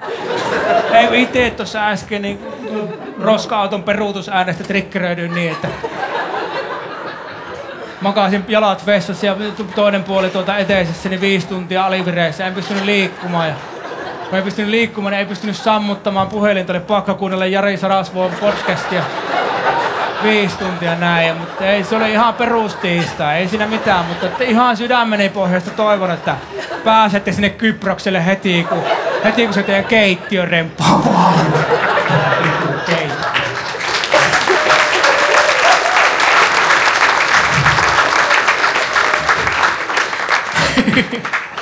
Sitä se on. Sitä se on.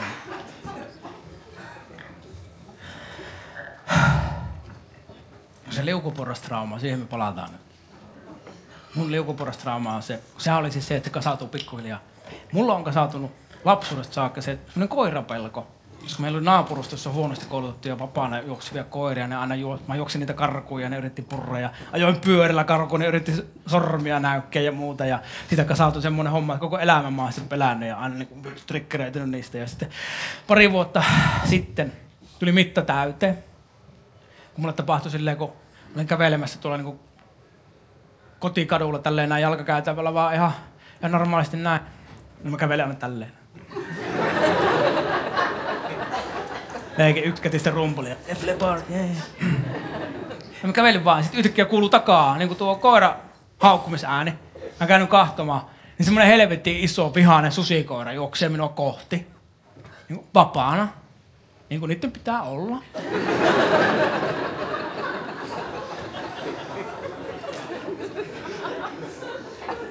Se juosi minua kohti. Kiva hauveli! Tanaa. Niin, minä triggeröidyin heti ja aloin niinku leikki kuollutta. Tai minä, mutta mun keho meni heti näin. Sitten mä ajauduin siihen niinku autotielle. Keskelle sitä autotietä, kylkimenosuuntaan päin tämmöiseen niinku puolihorrokseen. Sitten mä olin nostanut kädet tähän näin. Kato, ettei se kerkee yltä niinku naukkaamaan minun nakkeja. Se on justiin niinku tämä. 28 senttiä on se, mikä ratkaisee. Susikoirata puhuu paljon koirien Facebookissa siitä, että Pesterinen perkele! Mulla menee se maksimiin 120, niin se runkkari nostaa aina se sinne. Ja hyvät nakit imeskelemättä. Mä siitä niinku olin ja sit mä havahduin siitä niinku pikkuhiljaa se purkautui. Mä olin silleen, että nyt kyllä riittää. Tässä mitään järkeä vittu, että tuokin niinku reaktio vie työkyvyn vaikka päiväksi tai 8. Niinku, ei tämmöistä paskaa enää. Sisunnuin siitä silleen, että mä päätin, että mä opetan mun kehoa uudestaan. Mä päätin, että mä opetan vaikka väkisin sen kehoa reagoimaan uudestaan. Niin, ettei se lamaannu, vaan että se pysyy, niinku, pitää paikkansa, sanotaanko näin. Että se niinku, pitää omaan tilansa. On vaan silleen, että, niinku, että minä olen tässä ja koira on siinä. Ettei lähde mihinkään niinku, hommiin. Siis mä tiesin sen kokemuksesta, että kun toistaa jonkun koreografian niin tarkoituksella 7 kertaa, niin se alkaa menemään jakeluun. Ja mä päätin, että mä niinku, menen sisälle ja mä demonstroin ton koiran kohtaamisen 7 kertaa. Ja väkisin opetan keholla, että pitää paikkaasi, äläkä lamaannu. Mä kuvittelin sen tilanteen uudestaan. Sitten mä menin sisälle. Sitten mä niinku kuvittelin, että koira tulee, käännyin. Ei ollut tarkoitus olla aggressiivinen eikä mitään, mutta mä vaan niinku pidän paikkani. Mutta jumalauta, kun sieltä lähti purkautumaan sen 10 vuosien ajan se pelko ja kauhu ja säikähys ja suru ja pituutus ja kaikki. Sieltä ja sitä tuli niinku, että vittu. Ja niinku oli vaan tarkoitus näyttää sille vähän kulmahampaita, mutta voin kertoa, että näkyy. Ne näkyy Norjaan saakka. Akkuraatia hommasta. Ihan hirveä stressireaktio tuli ja sitä kesti kanssa tälleen näin. Mä tärisin vaan niin kuin, tuun koira. Ja näin. Ja se, niin kuin, se oli tosi rankkaa, että mulla alkoi jalat vissaamaan. Melkein tippui tonttiin siinä. Ja sitten mä ajattelin, että vielä 6. Sitten mä käännyin ja tein sen aina. Ja joka kerta sitä ärripurria tuli vähän vähemmän. Ja mä toistin, tuli vähemmän ja vähemmän. Joka kerta. Kunnes viimeisellä kerralla tapahtui näin. Se oli 7. kerta. Mä vaan käännyin. No, mikä homma. Mä pysyin täysin kehossani. Mä mietin, että toimiikohan tää käytännössä oikeesti. No ei mennyt kauaa, kun se sama koira, se oli meidän naapurin koira, niin se juosi minua kohti. Taas vapaana. Kiitos. Ja kun mä seisoin meidän portailla, juosi minua kohti. Iso vihainen susikoira haukku. Paitsi että ei se ollut iso vihainen susikoira. Se oli semmoinen pieni säälittävä karvapallo, semmoinen niinku pulloharja-oloinen, semmoinen niinku, että pitkät karvat, että se niinku näyttäisi pelottavalta, mutta aivan semmoinen nuhainen yksilö. Semmoinen kaljapullon kokoinen, niinku, että ei varmaan edes itseänsä pystyisi tappamaan. Niin. Juosi minua kohti. Ja mä vaan pysyin täysin kehossani, mun ei tarvinnut edes tehdä mitään, mä vaan yllätyin, että tässä saa olla, että jos tuo tappaa merut, niin olkoon sitten niin. Mä olin vaan tälleen, se tuntui helvetin hyvältä, eli se toimi. Sitten mä huomasin, että koira pysähtyi minusta 3 metrin päähän. Ja se oli vähän näin kylki minun päälle, eli se pelkäsi mua. Mä tajusin, että ne on pelännyt aina minun. Totta kai ne pelkää meitä, kun me ollaan isompia ja näin. Niin kuin, että ei mun tarvitse sitä pelätä. Ja sillä, se, oli niin kuin, se tuli siihen vähän arkana ja se oli niin kuin sellainen nuori koira ehkä. Ja ihan kuin silloin sulla oli jotain asiaa. Niin, Teemu, Teemu, semmoinen juttu Teemu, kuuntele. Niin. Mä ajattelin vaan, että kun mä olin äsken tulla metässä, niin mä näin sille semmoisen näin ison koiran kakan. Oikeesti tosi hieno iso koiran kakka, niin mä vaan ajattelin Teemu, että olisiko sä lähtenyt mun kanssa katsomaan sitä. Ja sitten mä olin silleen niinku, mä kuuntelin sitä ja sit mä selitin silleen niinku saksaksi. Ja että se, että mä en enää pelkää teitä, niin ei tarkoita sitä, että mä olisin teidän asioista yhtään kiinnostunut. Ei niin aikaisemminkaan. Se oli vaan silleen, että danke, ja lähti menemään.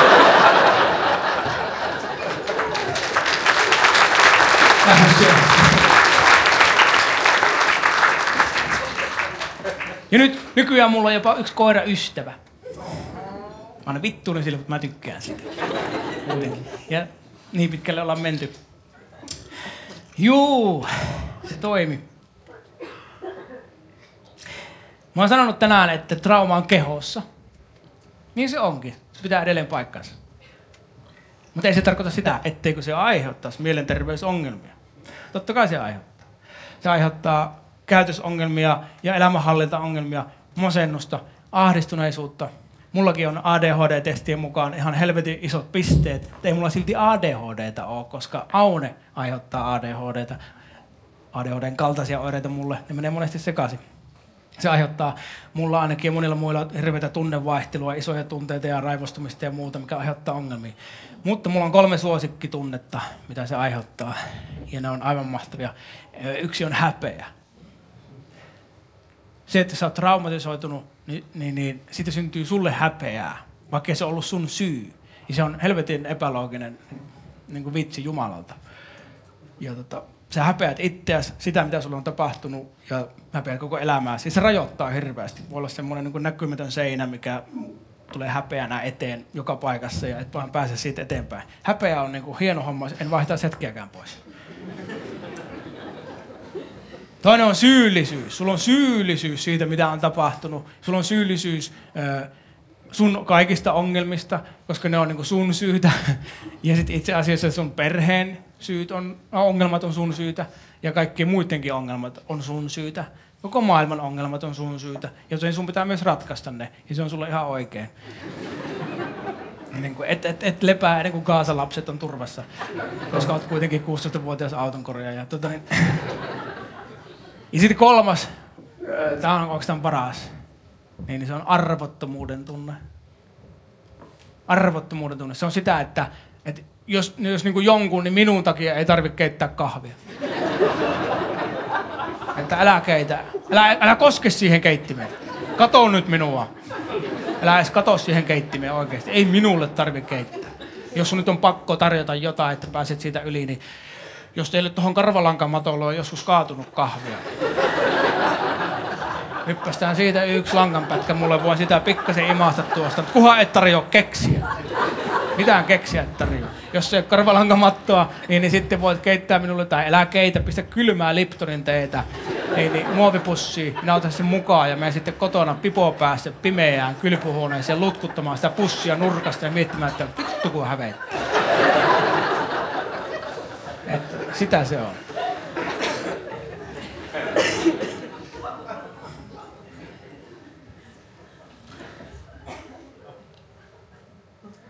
Häpeä on näistä mulle ollut suuri oivallus, kun se on semmoinen tunne, että mä oon tajunnut, että se voi rajoittaa tosi paljon, mutta mä en tiennyt, että mä kärsin siitä.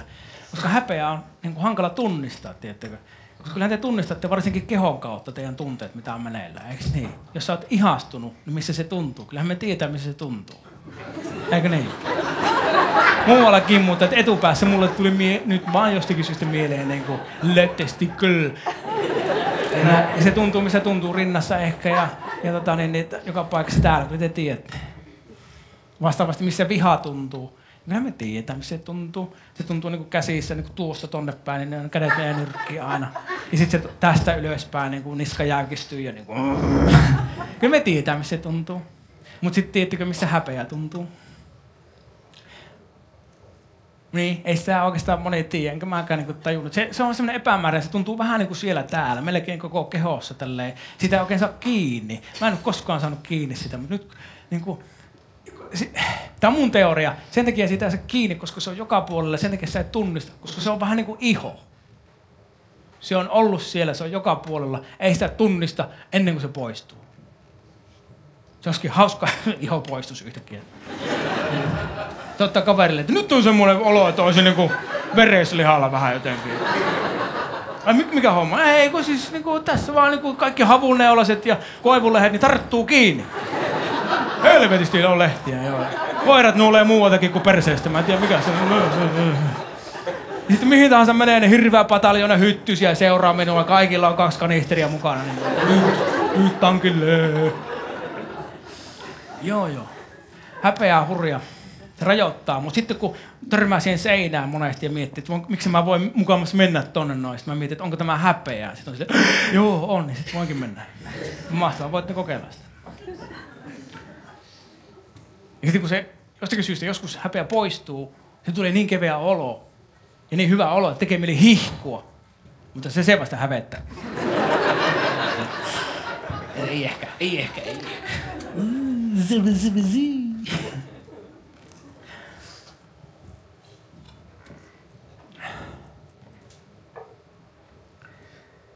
Sitten se, miten trauma niin voi oirehtia, niin kuin mä sanoin, se tulee sieltä kehosta ulos sitten, kun se tulee. Ja se voi oirehtia monella tavalla. Ihan mitä tahansa, ihottumaa ja niin kuin, se voi olla selkäkipuja. Kaikilla suomalaisilla on selkäkipeä, miettii, pitäisikö mennä leikkaukseen. Voi olla, että sulla on rakenteellinen vika, tai sitten siellä on vaan mummon sotatrauma. Ja taas ei ole saanut leipomalla talttumaan. Vähän kanelia päälle, ei lähde.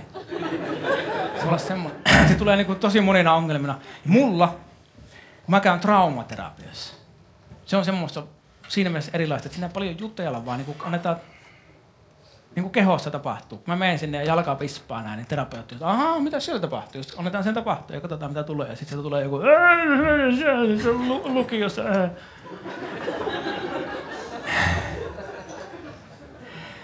Mulla pääasiallisesti reagoi kädet. Nämä näin niin juttuihin. Tämä vasen käsi, jumalista, tämä on kova juttu. Kun tämä reagoi suruun ja äitiin liittyviin asioihin, semmoiseen niin sinne jonnekin kaukaiseen lapsuuteen. Vittu, kun niistä puhutaan, niin yhtäkkiä se alkaa, niin kuin, se muuttuu niin kuin vauvaksi. Se oikeasti menee näin, niin kuin pistää peukalon keskelle kämmeitä, niin kuin vauvat oikeasti laittaa. Näin, ja sitten se puristaa sen tohon noin ja ihan rystyset valkoisessa näin. Sitten se nousee tähän näin, se on silleen, siitä tulee surullinen vauva.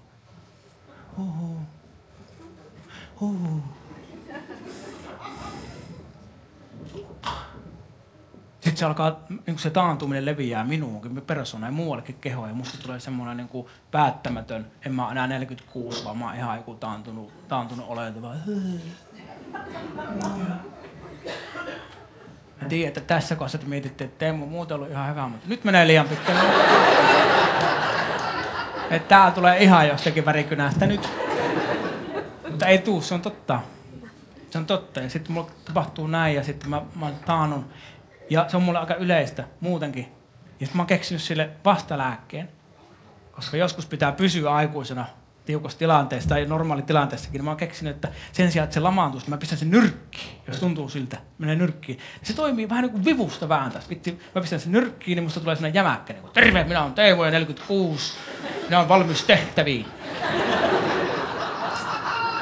Sitten mä niin käytän sitä muun muassa silloin, kun pitää mennä johonkin vaikkapa neuvottelemaan jostakin palkasta tai muusta, niin mä pistän käden nyrkkiin, niin kuin näin.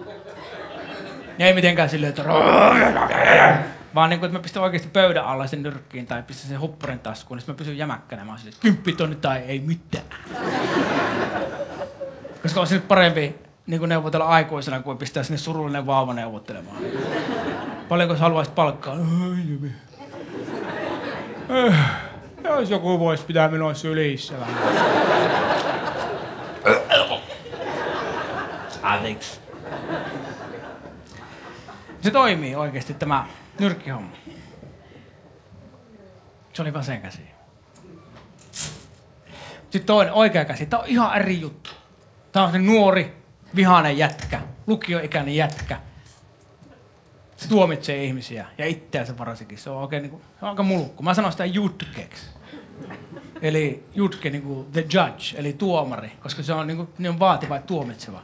Se on semmoinen, se tulee jostakin isän puolen niin kuin sukurasitteena on semmoinen riittämättömyys, että mikään ei riitä, aina pitää olla parempi ja näin. Ja niin kuin just semmoinen, että tiedätkö, saat kokea sitä 10 –, viet sen kotiin, ne on silleen, että joo, ihan hyvä, mutta siinä on tuo miinus vielä. Sitten ei muuta kuin hyvää yötä. Nukun rennosti. Niin tää puoli on omaksunut sen ja sitten niin noista asioista kun jutellaan, niin jutke aina herää.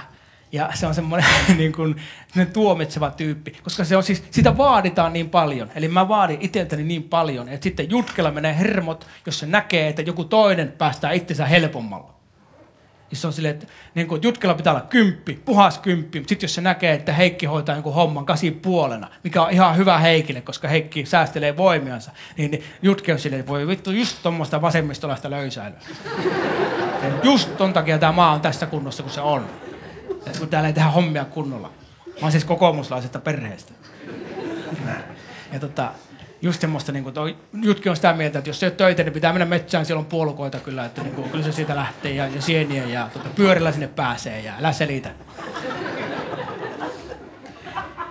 Yksi hyvä esimerkki, mitä jutke toimii on, kun mä olin täällä Kuopiossa, laskin pyörillä semmoista pitkää mäkeä alas näin ja sitten mä näin siellä mäen alaosassa, niin siellä tuli vastaan semmoinen niin kuin narkkarin näköinen jätkä tuolta, niin se työnti semmoista aika hienon näköistä maastopyörää näin ja sitten mietin, että onkohan nyt oma pyörä ja näin. Ja en mä nyt ole mikään sanomaan, että onko narkkari, onko varastettu näin, mutta sanotaanko niin, että hampaat ei matchannut sen pyörän hintaa.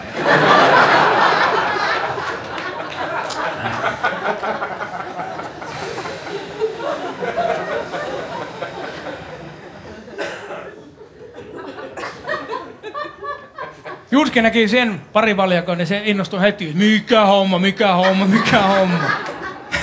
Heti oli silleen, että mitä helvetti. Mutta ei se niinku tuominut sitä siitä, että jos se on vaikka pöllinnyt sen pyörän. Päinvastoin, se on kokoomuslainen. Se oli vaan se, että jos se pyörän pölliminen on sen duuni, niin hieno juttu. Hän on liikemies. Juuri näin pitää toimiakin. Mutta että tuommoista vasemmistolla löysäilyä ei tarvii. Niin pyörällä ajetaan mäet ylös. Ja niin reidet kehittyy. Pyörällä ajetaan. Eikä seisti vaan istuen.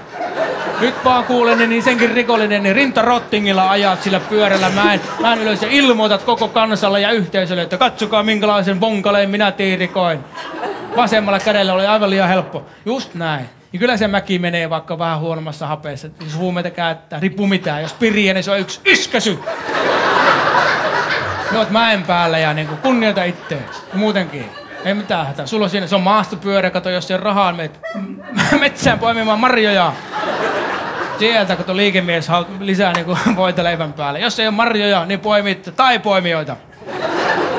Niille voi tehdä ihan mitä vaan oikeesti. Niillä on vähemmän ihmisoikeuksia kuin leikopalikoilla. Pistät pakettiautoon ja panet niitä perssiin. Ihan sama. No, meni vähän ohi. Mutta niin. No. Nyt kun mä oon kertonut kauheasti teille kauheasti juttuja. Että mistä tässä on kysymys, minkälaista se on, jos kärsii aunesta ja joku teistäkin kärsii ja joku teidän kavereista perheestä kärsii. Näin. Minkälaista se on? Joo, mutta nyt mitä sitten sille voi tehdä? Mitä sille voi tehdä? No hyvät, terveet elintavat auttaa, totta kai stressi vähenee ja terveys paranee. Se auttaa kyllä. Terapia auttaa. Ilman muuta pitää mennä terapiaan. Sekin auttaa. Kaverit auttaa näin. Yksi mikä auttaa helvetisti on rakkaus. Tiedättekö? Siis se, että niinku halaatte vaan. Jollakin on huono olo, niin halaat. Mä tiedän, että se on ihan hirveetä. Suomalaiset ei oikein halaa. Se on niinku joutuu väkisin sille. Kuule rakas tyttäreni. Mä olen niinku maailman paskimpia halaamaan. Kaikki ihan sama, onko onnittelu tai lohdutus kyseessä, niin aina vaan semmoinen selkään taputus. Ettei vaan tarvi yhtäkkiä niin antaa oman kehonsa luottaa sen toisen kehoon 3 sekuntia.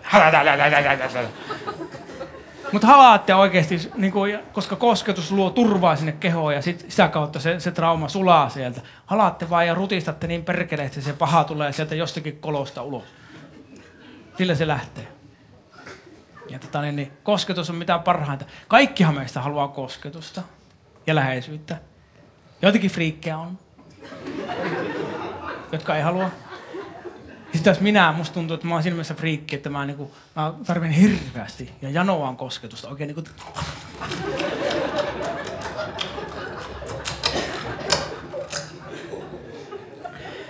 Mä tarvin sitä hirveästi, mä tykkään siitä, koska se vaikuttaa niin paljon menoon. Mutta jänskää on se, että mä en myöskään siedä kosketusta. Se on aika jännä, koska koska mun traumojen takia niin mä en siedä sitä, mut pitää siedättää tosi iisisti. Eli jos mä tapailen jotain mimmiä, niin ekat 5 kertaa meidän pitää olla 5 metrin välein. Ja sitten seuraavalla viikolla sit voidaan tulla metri lähemmässä näin. Koska sit mä totuun ja siedetyn ja alan luottamaan. Mutta jos niin me hypätään joku näistä vaiheista yli ja mennään vaikka liian nopeasti johonkin seksiin, niin meikäläinen voi taantua siellä sängyssä. Vittu, saa niin stressireaktio, että yhtäkkiä siellä onkin vittu vastassa surullinen vauva. Niin. Joka jännä esileikki. Erilainen. Se vaatii naisilta pikkasen niinku tilannetajua ja itsevarmuutta ja mielikuvitusta vittu, kun piti tulla niinku 40-vuotiaan ukkelien kanssa paneskelemaan, niin se, siellä onkin huhuu.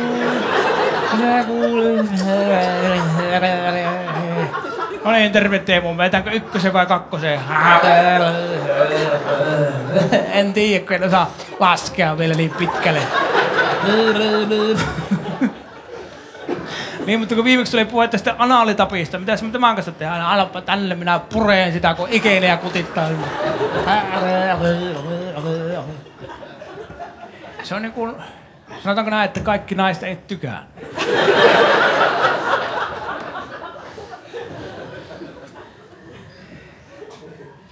Mut sitten toisaalta kun jutke panee, niin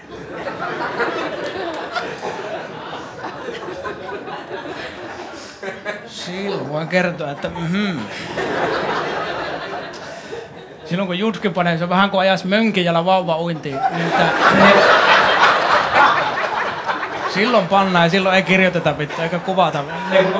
Sen jälkeen monet naiset on ottanut lantio irti ja pistänyt lasivitriiniin. Tämä osa elämää minun osalta nähty.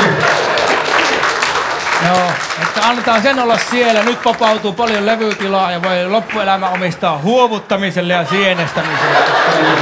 Kiitos Jutke, vapautit minut seksuaalisuuden ja himon ikeestä, siitä syntisestä limasta, saatana.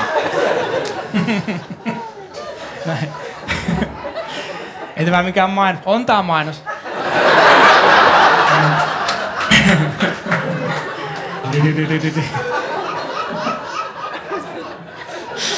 Oikeesti se voi olla jännittävää, joo. Tervetuloa vaan kokeilemaan, mutta ikinä ei tiedä, kenet saa vastaan sen. Saatana, vai onko ihan Teemu?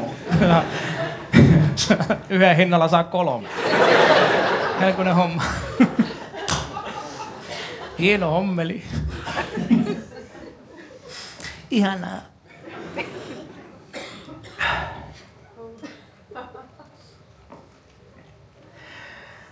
No, meidän pitää käsitellä vielä yksi traumatyyppi.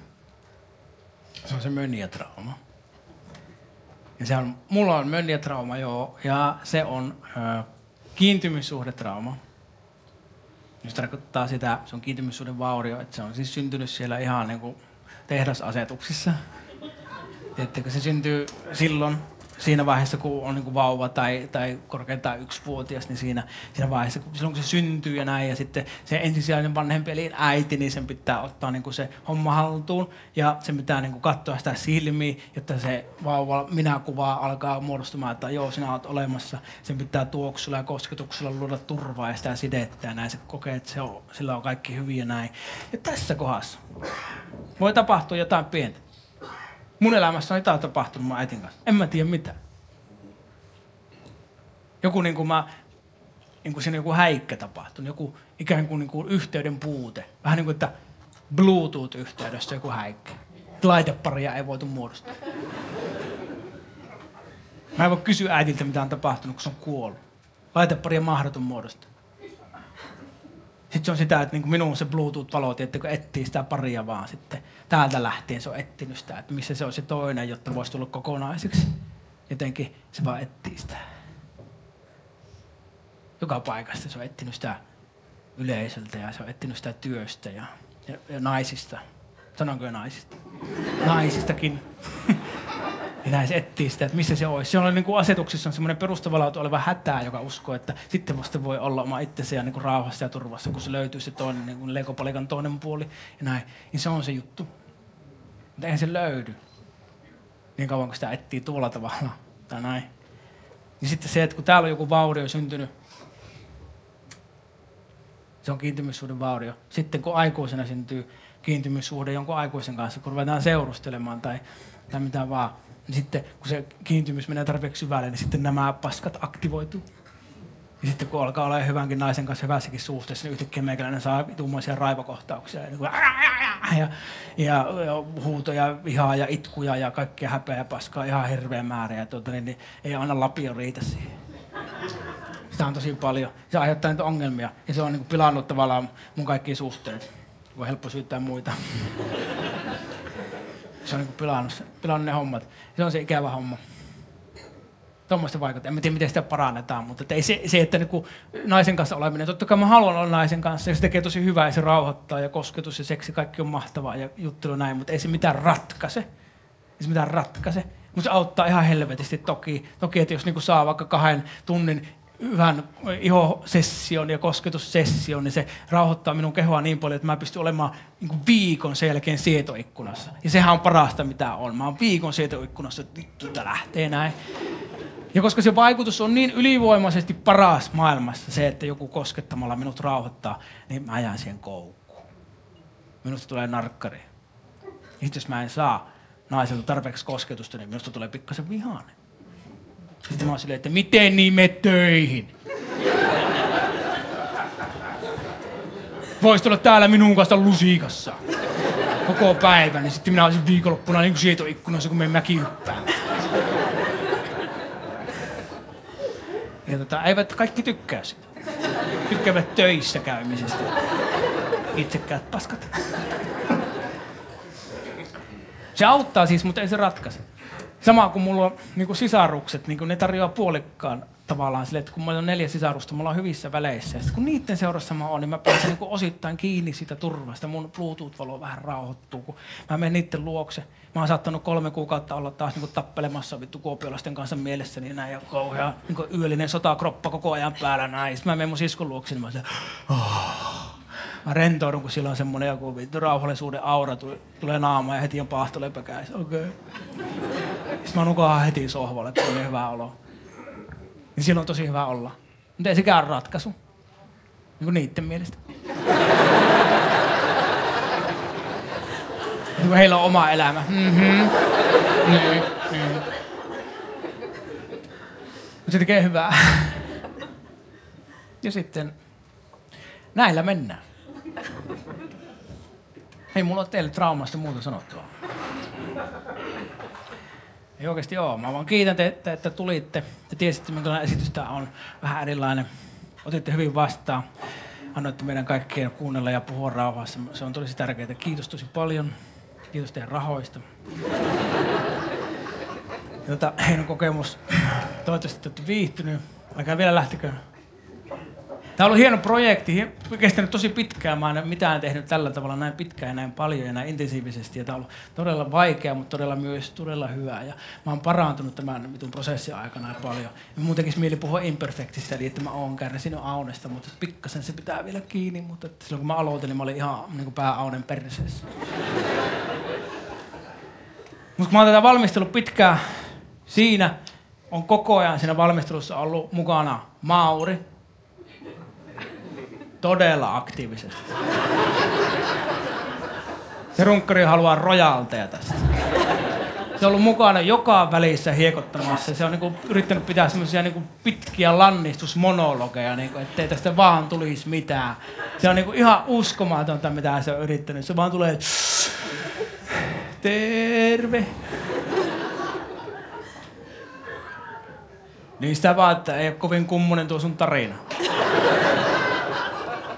Siis niinku, että ei vaan oo kiinnostavaa, että tommonen tavallinen hyväosainen poika pikkasen ulisee, kun kaikki ei mennyt suunnitelmien mukaan, niin ketäpä kiinnostaa. Että minun mielestä se olisi ollut paljon kiinnostavampi, jos olisit niinku ollut Vietnamin sodassa. Ja sit olisit kuollut siellä. Sit olisit kuitenkin herännyt henkiin Ruotsilaivalla. Ja olisi ollut. Kato, sit olisit siellä henki herätessä tajunnut, että hei, mikä on elämässä tärkeintä, no perhe on. Ja sit olisi tullut kiire isän luokse ja sit olisit hypännyt mereen ja uinut Kokkolaan. Ja sitten Kokkolan satamassa olisit ostanut kännykän ja sähköpotkulaula ja lähtenyt 13 tietä pitkin ajamaan kohti kotia. Ja ennen Karnastulaa sulla olisi ollut TikTokissa 8 miljoonaa seuraajaa ja olisit myynyt siellä jotain perseen suristimia tyhmille ja sulla olisi ollut 8 miljoonaa dollaria tilillä. Mahtava homma. Ja sitten olisit mennyt isän luoksi ja halannut sitä ja huomannut, että sinähän osaat täydellisesti ranskaa. Jotakin on tapahtunut, et tiedä mitään, mutta siinä hötäkässä sulla on sukupuolikin korjaantunut. Mitä huhhuh. Niin sanotaanko, Teemu, tuossa olisi jonkinnäköinen tarina. Voisit sä tulla sunkin tarinalla yrittää. Mutta ei oikeasti se on niin tässä niinku, että jos sä teet tämän homman, niin älä äitiäs loukkaa. Älä loukkaa äiti. Terveisiä vaan Leenalle sinne. Siis en ole uskovainen, mutta tuohon suuntaan se lähti, kun se poltettiin. Sinne meni. Mutta siitä nyt on tosi paljon aikaa, kun se on kerennyt jo laskeutua tuhkana. Tuhkana tänne, tullut osaksi maaperää, osaksi kasveja, osaksi puita. Niistä puista ja kasveista on saatettu tehdä näiden ihmisten verhot. Ei se ole äkkiseltään niin kaukaa haettu ajatus, että niin kuin Ritvan Marimekos on pikkasen Vestilisen Leenaa reunassa.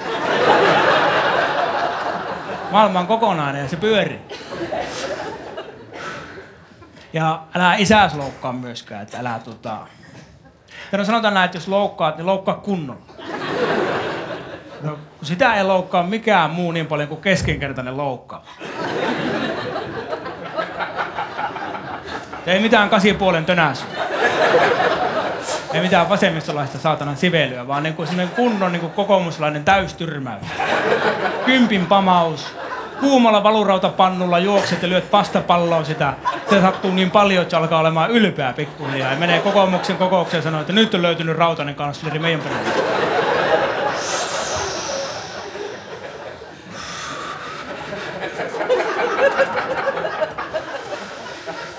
Vittu, kun on pitkä tupakki.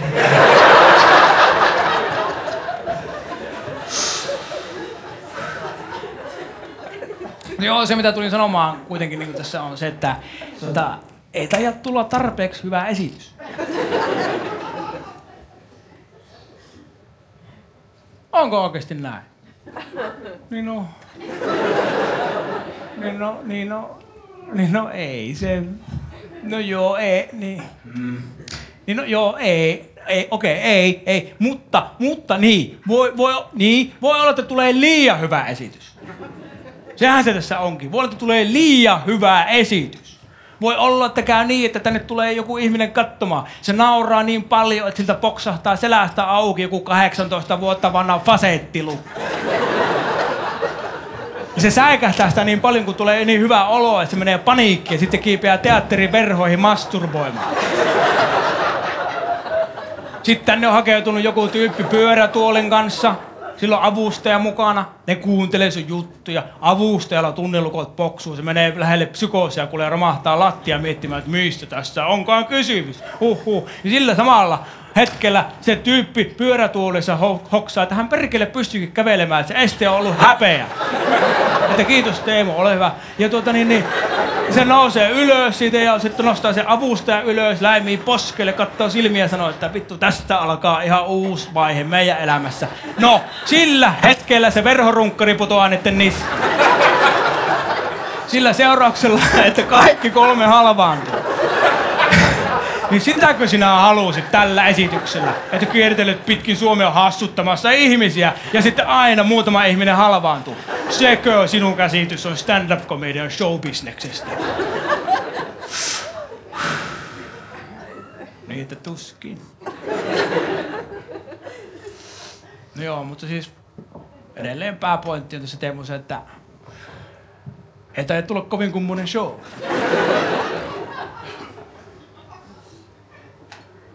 No joo, ei varmaan sitten tuu kovin kummonen show, mutta tuli ihan kohtalainen rieha. Kiitos. Kiitos teille.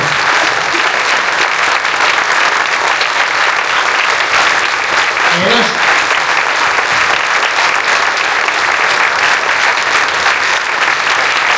Kiitos kaikille.